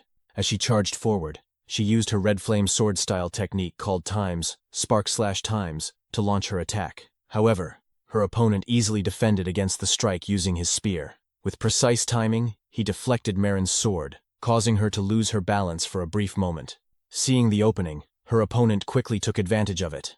After moving swiftly to Marin's side, he immediately unleashed the Great Wild Spear-style technique, known as Times Rampaging Pierce, striking Marin hard in the side. Because of the heavy damage Marin received from the attack, she couldn't help but drop to one knee and cough violently. Before she could even recover, her opponent launched another attack without hesitation. As the assault continued, Rangus could hardly believe what he was witnessing and could only mutter that the situation for Marin was looking bad. Meanwhile, as blood continued to spill from the wounds Marin was receiving during the fight, Lika trembled with anger toward Marin's opponent, and even Celine said that she couldn't bear to watch any longer. Eric, now cursing under his breath in anger, was about to rush toward Marin's opponent, but Reynold quickly stopped him, firmly reminding him that he was not allowed to interfere in the fight. Reynold added that the match hadn't been officially called yet, and if Eric jumped in now, the East Hall would lose by disqualification. After some time passed, Mentric finally declared that the winner of the match between Marin and her opponent was the West Hall. While Marin lay there unconscious, her opponent arrogantly stepped on Marin's face.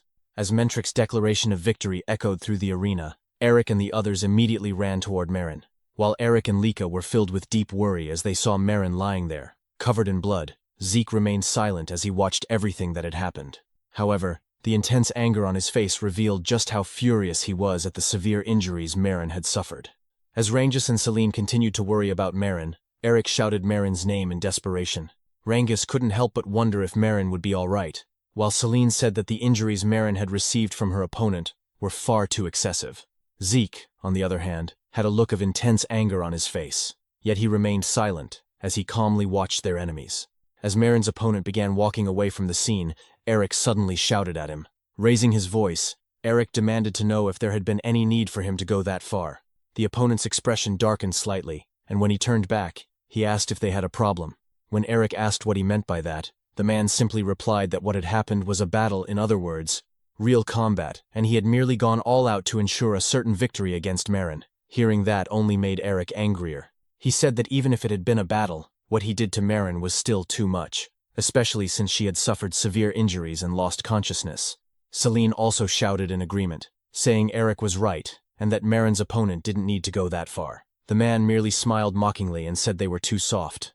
According to him, those from West Hall never showed mercy to their enemies in real combat. As he pointed at Eric and the others, he said that in West Hall they simply crushed their enemies, and that was all there was to it. Lika immediately stepped forward and walked toward Marin's opponent. With a dark expression, she asked if what he had done was an order from Vanille. However, the man answered arrogantly, saying, "So what?" He added that if they didn't like it, they could just forfeit. Then he asked Lika if she didn't understand what it meant that the referee hadn't stopped the match. He continued by saying that Marin had still shown the will to fight, and that he had only needed to break that will. After that, he asked them if what he had done wasn't simply natural. Lika shouted again in anger, but Marin's opponent only complained that they were being too noisy before turning his back on them. As he walked away, he mockingly told them they should worry about themselves first before worrying about their friend, because all of them would end up the same way Marin did. Not long after that, Retin suddenly stepped in and said, "That's just how it is." He added that they were welcome to forfeit right there if they wanted. Then he looked at Rangus and asked if he had heard what was just said. Rangus suddenly turned his head toward him, sweat slowly running down his cheek as he uttered Retin's name. Retin then casually said that Rangus should start calling him by his name now, before immediately asking if Rangus planned to forfeit their match. Rangus remained silent. Retin mocked him again, saying that if Rangus wanted to be toyed with like that girl Marin, he wouldn't stop him. He even asked if Rangus wanted him to do the same thing he used to do to him back in the village, calling Rangus a weakling. Rangus lowered his head, his face darkening. Lika, on the other hand, was clearly furious at Retin's words, but Rangus suddenly told Lady Lika that it was fine. Slowly rising to his feet, Rangus said that he wasn't running away. This made Lika turn and look at him in surprise. Rangus then declared that today, right here, he was going to surpass Retin. Retin immediately looked annoyed and demanded to know what Rangus meant by that. Meanwhile, as Marin remained unconscious, the medical team continued treating her injuries while the spectators silently watched everything unfold. In the middle of the arena, Rangus let out a deep breath while gripping his spear when suddenly someone called his name, startling him. Rangus was both confused and astonished because he immediately recognized the voice. It was Zeke's. When he turned to look at him, Zeke calmly told him not to worry because no one else could hear them. According to Zeke, he was speaking directly into Rangus's mind. He explained that he had recreated this technique a few years ago, after reading many books. As Rangus wondered where he should even begin commenting on what Zeke had just done, Zeke told him that more importantly, the reason he used the technique was to give Rangus a piece of advice. When Rangus asked what advice he meant, Zeke said, "There is a saying, clouds drift freely, and water flows gently." Rangus began wondering what exactly Zeke meant by that proverb. Zeke continued, saying that clouds drift without a care and water flows ever so gently. He added that whenever Rangus was struggling, he should picture that image in his mind. Just then, Mentric asked what Rangus was doing. Rangus immediately apologized and quickly assumed his battle stance. Mentric then announced that the second battle between West Hall and East Hall would begin. The moment Rangus heard the start of the match, he moved forward and used his Cloudwater spear-style technique called Water Pierce to attack Retin. Retin was briefly surprised by Rangus's speed, but he easily countered the attack and deflected the spear. Retin then told Rangus not to get cocky, calling him a little weakling, He used his Serpent Strike sword-style technique called Ambush Pierce. His aura took the shape of a snake, as it shot directly toward Rangus's chest. As Rangus defended himself against the attack, Retin sneered and said that was all Rangus had behind his big talk. He mocked him further, saying Rangus looked pathetic and calling him a little runt as he charged forward to attack again. Rangus remained silent, raising his spear once more to prepare for the incoming strike. However, when Retin used another Serpent Strike sword-style technique called Serpentine Slash, Rangus was caught off guard. The attack twisted and curved like a snake, making it impossible for him to block properly, and he was struck in the side. Rangus immediately thought that he was certain he had defended against the attack, yet somehow Retin had changed the direction of his strike mid-attack. Retin mockingly asked what was wrong with him and told Rangus to try hitting him back if he even could. Determined not to lose, Rangus declared that he could still attack and hit Retin. He immediately used another Cloudwater spear-style technique, called Flowing Clouds and Water. But before their weapons could clash, Retin suddenly smiled. In the next instant, his attack curved again and changed direction, striking Rangus once more and sending him flying away. The explosion that followed caused Lika and the others to worry greatly, while Zeke simply remained silent as he watched the battle. After the dust slowly cleared, Rangus could be seen kneeling on the ground while holding onto his spear. Rangus thought to himself that he had tried to deflect and counter Retin's attacks, but every move he made was being turned against him. Retin asked if Rangus had been thinking about using his movements to counterattack. Laughing mockingly, he told Rangus to give him a break. He called Rangus a poor guy, before revealing that his specialty was countering. Retin then said it was unfortunate for Rangus, because he was several levels above him in every way. Meanwhile, Rangus struggled to stay standing, gripping his spear so he wouldn't collapse. He said that what Retin claimed was impossible. However, Retin suddenly stepped forward, grabbed Rangus by the hair, and said he didn't know what kind of delusion Rangus was living in. He mockingly declared that a child of a pseudo-dragon could never become strong. According to him, Rangus was nothing in the end, just a weakling like his father. Even while struggling, Rangus told Retin not to dare insult his father, but while holding Rangus by the hair, Retin punched him in the face and called him a fake dragon. Rangus fell to the ground, yet Retin continued kicking and attacking him repeatedly, while shouting that a fake dragon like Rangus could never defeat the real thing. As Rangus continued to receive heavy blows from Retin, he began to think to himself that he really was hopeless after all. He thought he had grown stronger, but perhaps it had all been a delusion because he was still weak. Tears slowly streamed down his face as the thought echoed in his mind that he was just a fake dragon after all. At that moment, a memory resurfaced. It was a time when he and his father were fishing by the riverbank. His father had asked if Rangus liked fishing, and Rangus's father said that he liked it too. He told Rangus that as he could see, he loved fishing while gazing at the clouds and the flowing water, just like he was doing at that moment. When Rangus asked if his father liked clouds and water, his father smiled and said that clouds always drift so serenely, and the river water continues flowing endlessly. Watching them, he said, made him realize that human worries were actually very small and trivial things. When Rangus asked what he meant, his father simply replied that maybe someday Rangus would understand it as well. Back in the present, Rangus lay on the ground covered in blood as he whispered the words drifting and flowing. Mentric remained silent as he carefully observed the battle. Soon after, Retin grabbed Rangus again and declared that this was where their fight would end. As Retin gathered his aura into his fist for the finishing blow, he said that a fake dragon would always remain a fake. He added that Rangus should crawl through life on his hands and knees, but when Rangus opened his eyes, he remembered Zeke's words before the battle began. Just like water flowing gently, Rangus's aura began to flow smoothly through his body. Before Retin's attack could land, Rangus managed to block it. Retin did not expect Rangus's sudden defense, and upon sensing the aura coming from him, he quickly stepped back and retreated to pick up his sword. Meanwhile, Mentric smiled in surprise at the unexpected turn of events. He had just seen the third star on Rangus's chest shine brightly, clear proof that Rangus had broken through to the 3-star level right in the middle of his battle with Retin.